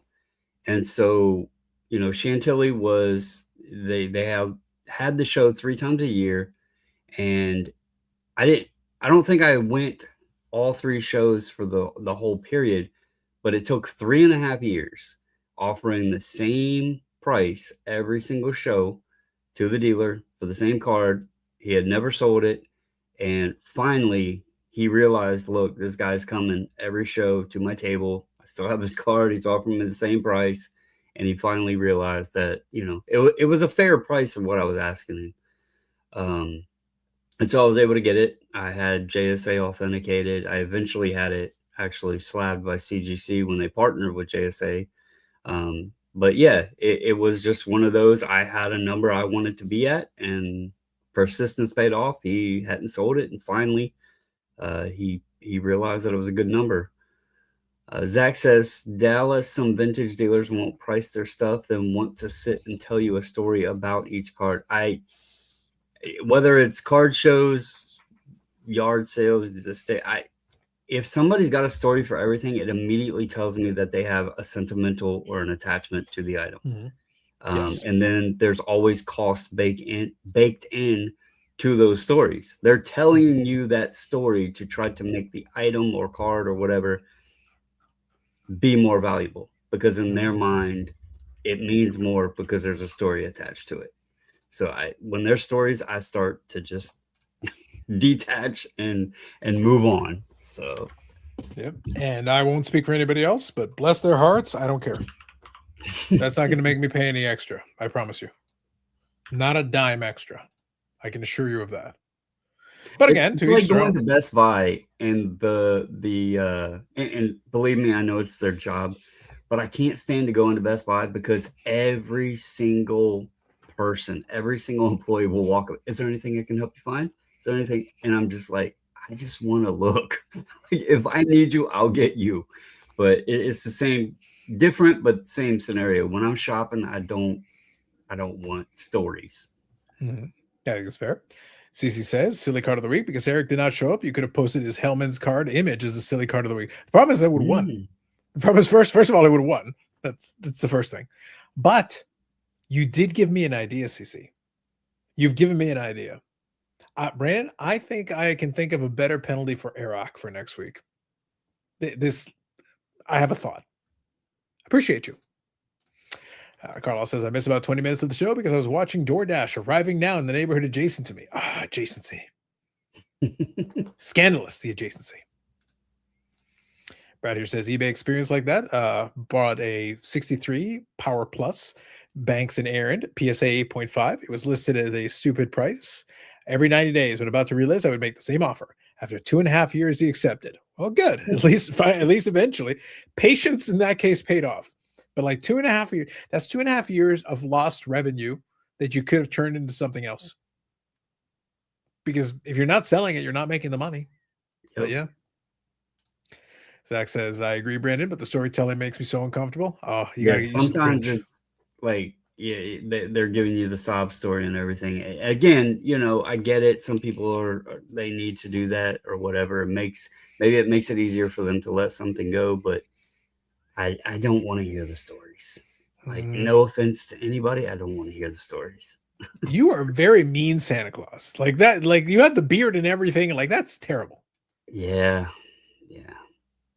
I've learned how to sleep with my eyes open. It's a surprisingly useful skill at times. Just throwing it out there. Zach says, I agree. Yeah. So Sven says, believe me, when I sell my cars, there'll be an extra charge. And story of my wife yelling at me. Listen, as long as if you're incorporating somebody else, at least you're making a show out of it. So, Jim here. I haven't seen this name before. Good evening. A dealer had a 1970s Kellogg's Clemente ungraded for $5. When I said I'd take it, he said it's $30. Interesting. I got it for $20. Well, $20 still seems reasonable, but yeah, it's kind of random that it would be having it for $5 and suddenly jack it up to $30. It's kind of weird. I would have went to $250. Yeah. I don't know. Kind of strange. Interesting. Very interesting. But thank you for sharing. Yeah, it was there are a lot of them. That's what I said. The theme of the night was a lot of these folks make something that should be very simple. They make it very complex. And sometimes I just don't understand why. Some of these exchanges don't have to be that complicated. So I'll quickly share. I talked already previously about, we had talked about this one, but officially now I've got it in hand. So that's the infamous Dennis PC. So that's the 101. Mm-hmm. And this was the one I've talked about on Cardboard Cynics and a couple of the things, and I'll share the full story again on the other one. That was one that was offered to me from the owner. And they had bought it from somebody else. And I remember when it was originally sold on eBay, I was an underbidder. And what ended up happening, so I'll make a long story short. The short version of the story is they offered it to me. I explained to them my rationale. Basically, we were in a situation, it's a one of one. So comps don't really work. I know what it sold for last time publicly. He had purchased it in a private deal. I don't know. I believe based on the conversation I had with him and other cards he has in this collection, that he probably paid more than the original sale. But maybe not, but I think he did, given track record and other things that I've seen. But he didn't want to go for my offer. My offer was lower than the previous last sale, which was 3 years ago. Now, the market has dropped on it. And truthfully, Brandon, at the risk of sounding like a jerk about it, I'm the highest bidder. I'm going to be the one who will pay most aggressively because that's for my PC, and I'm interested in doing that, and I'll probably win any bidding war that's going to be out there. What ended up happening is he ended up going with the consignor. And it was listed once. I was the underbidder. The winner was a 0 feedback bidder. Shockingly, they didn't pay. Shockingly, they didn't pay. I did reach out to the consignor, tried to see if I could do a deal. Guy decided to relist it. Sold a second time. I was the underbidder a second time, now for a lower number than the first time because I knocked my number down to another 0 feedback bidder. Didn't pay. And finally I said, so do you, basically, I didn't phrase it this way, Brandon, but effectively what I was saying is, so how long do you want to keep playing this game? Do you want my offer or not? Again, I didn't phrase it that way, but it was implied. So bottom line, they accepted my deal. Now, Brandon, I won't speak to any consignors you've dealt with, but would you be fair to say that consignors take a cut? Even if they facilitate, a deal as a buy now, they're still taking a cut because as soon as they facilitate it, they're getting no matter a what. percentage. Yeah. So one way or the other, they're getting a percentage of something. Yeah. So my offer, my final offer that I did, and I ended up paying it through eBay, was higher than my original offer. Yes. But as soon as you take a consignment fee into it, the net is lower. So they would have made more if they had just accepted my original offer, because it would have been straight to them and it would have been straight transaction back and forth. So that's a situation where you're trying to get too cute. Don't try to get too cute. Sometimes it's just if the deal makes sense and if you don't believe it, shop it around a little bit, but don't assume that a consignment is going to save you. Don't assume that because sometimes an auction, and this will be a last thought that I'll give you guys just to close off on. An auction doesn't necessarily have to work in your favor because you're working with a niche, especially if you're working inside of a niche, a very niche amount of people bidding potentially. If the whale in that space or someone that qualifies under that isn't willing to pay the right amount, you're going to get less than you think. Because if there aren't enough people you need 2 people willing to aggressively prop up the price to get you a big number, if that's what you're shooting for. Otherwise, you're almost always going to lose. You're almost always going to lose. Almost always. So you have to understand that. That's part of the deal. Carlos says, do you ever offer more than the sticker just to mess with the dealer? If I offer more than the sticker to some of these dealers, they'll take it. so you'd have to offer it and then immediately renege on your offer. Asking for a friend. Indeed. I had a dealer here have stuff priced cheap. Told me not to pay attention to the stickers. This price makes a pile. After I did this every card, he wanted more than the sticker. Yeah. Unfortunately, some of those dealers like to play silly games. It's unfortunate because it's not a good way of doing business. You're not going to encourage people to deal with you in the future playing those games. That was likely a dealer that bought a collection that had stickered prices already on it, and they weren't they didn't price them. They were trying to do it the easy way. And that's fine, but I think that's where you have to say something. You have to just, if that's not the real, those sticker prices aren't even the starting price, you got to kind of make that clear. Otherwise you're messing. Because if you, again, going back, if you waste people's time, are they going to want to deal with you? No, they're not going to want to deal with you. Yep. Or if they have an expectation that your stuff is cheap and it's higher than what it's stickered, you can sit there and make a huge pile, but then realize it's nowhere in the ballpark. And you just wasted both people's time. So, Yep. CC says, Carlos, you're pretty passionate about your Medano PC and your wrestling PC. If you had to give one up, which would you keep? Medano PC or wrestling PC? Medano PC. I've been working on it for more than 30 years. I just have more time into it. Obviously, I'm having a lot of fun with this. I had a lot of fun with this stuff. And the cards are very enjoyable. But even in the same pile, part of the same mail day. Let me grab this here. I have, so I'll show these two real quick. Same mail day. That's a Millennium. The gold auto. Print run of 50. Been looking for that since 99. Is that the Be a Player one that you were unsure of? Yep. Well, no. So that was the 98.99. This is the year after. This one, the scan on it was much better. Okay. The price on it was just fabulous. As soon as I saw the price on it, I was like, boom, buy it now. Done. And then this was a cool one, and I'll talk more about it on the video. So this is the emblem, and that's from the first year of Be a Player Ultimate. Now, these came in Beckett-style slabs. And even at the time, I said, I remember them. This was a pretty high-end set at the time. And so the emblem has a print run of 10. Fantastic cards. And they're nice cards. Even here, like this, it's a nice looking card. But this came in a Beckett style holder. It didn't have the Beckett thing on the corner. Later on they did, but it just has a label. The problem is it's out of 10. I know that. But if you look at the card, it doesn't have any numbering anywhere.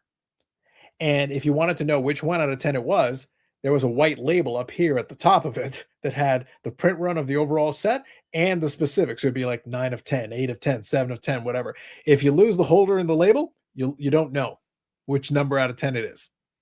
But there are 9 more out there, and I haven't come across too many of them, and especially in years. So for me, I just want the card. I don't really care. But there was always a fatal flaw of the whole thing with the grading style slab, because it wasn't really a graded slab, is that what happens if the slab gets cracked? What happens if it gets destroyed? What happens if you lose the label? Can't replace it. So as a result, I probably got it cheaper because a lot of people, number one, didn't know what it was, weren't sure. They just thought, oh yeah, it's an emblem, but like, well, how rare is that? There's only 10. Down the road, if I ever come across one with a holder, maybe I'll pick it up if the price is right. But to be honest, I don't care. I got one. But yeah, I still, after all these years, I still find some of these Medano cards, and some of these are tough. And I'm happy to grab them, especially playing day stuff. But yeah, I've got more time. I love this wrestling collection. I'm enjoying building this. It's been a lot of fun. My collection, that one, is very extensive. Percentage-wise, Brandon, that wrestling PC, I dwarf my Medano PC in percentage, on a percentage, because I think I did a rough count the other day. I have 415 different. I'm only missing 27 total out of everything that I can find. I'm not counting the one of ones because you either got them or you don't, but I'm missing 27 total cards. So you can figure out the percentage of that. Medano, I can't match that. I can't match it. But on Medano, I just cleared 2,900 different. And I've been working on that for over 30 years. I did clear 2,900 different. Now we're on the road to 3,000. So, but yeah, if I was going to give up one, Medano PC stays. I've been working on that one for decades, literally decades. Zach says, wouldn't give up Rosen. CC knows not to ask. That's valid. Chosen Rosen PC. That's a passion project. But I have the Grail. That's true. That's true. Listen, I still love Brandon. So maybe we'll close on this thought. I do videos where I make fun of Jimbo, exposing the history of BCCG. We talk about, I did the video. I talk about PSA, closing all the valley levels.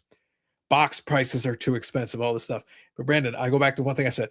I have never had more fun. Like, Brandon, I've literally got a pile of fucking cards over here. Like a pile, dude. Like it's stupid. Like this thing and this thing. And then there's this thing over here. And then here's a Delgado bat jersey autograph thing. Like I got piles of crap over here, man. Not even counting the wrestling stuff. So yeah, I'm having a good time, bro. I haven't been picking up stuff, but like I said, it's because I've been waiting my damn ComC order because there's projects in there and I'm trying to see where I'm actually at on the projects. Yeah. Yeah. And then this thing was the sets that I'm working on, little sets. So Brandon, like my hobby has been going on unabated, man. Like it's train hasn't even slowed down. Obviously I'm focusing on a certain specific piece, but it's like, I'm still having a good time. And maybe that's the key takeaway. That's why I say I wanted to kind of finish on that thought. I can talk about all these things. I acknowledge these things. I understand them. And obviously I explain them and I talk about them and all that. But they don't get me down, man. I just roll on. I play a couple of $1 million man cackles and we roll. Yeah, you just adjust and find what you want to do and not, it might not be what you've always done in the past, but there's still ways to do it. So there's almost always something out there if you really want to. And there's always the chosen Rosen. Always the chosen Rosen. Peter Laviolette is the new Kings coach. There you go. Brad's can't wait to watch your BCCG video. Man, do it. Leave us something in the comments.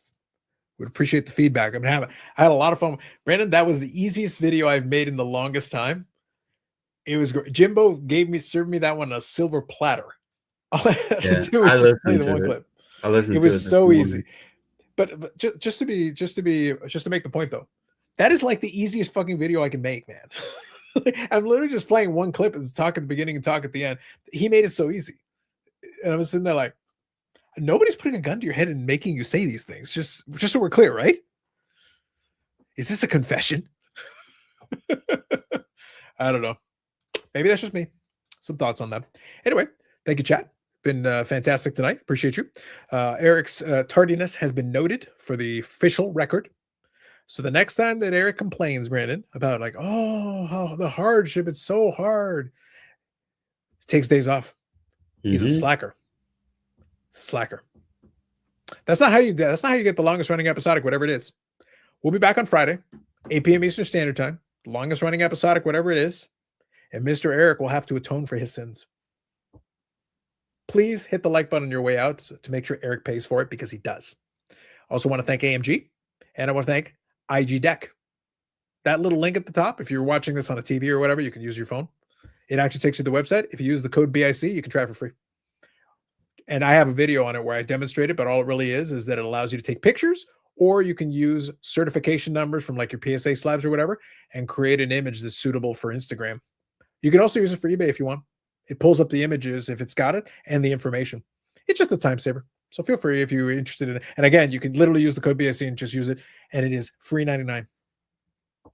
Great price. Hard to beat that one. You don't even have to haggle it down. True story. It'll be here Friday. Appreciate you. All right, folks. Brandon Bobbles and Ball Cards. Eric's not here because he sucks. Catch you in episode 184.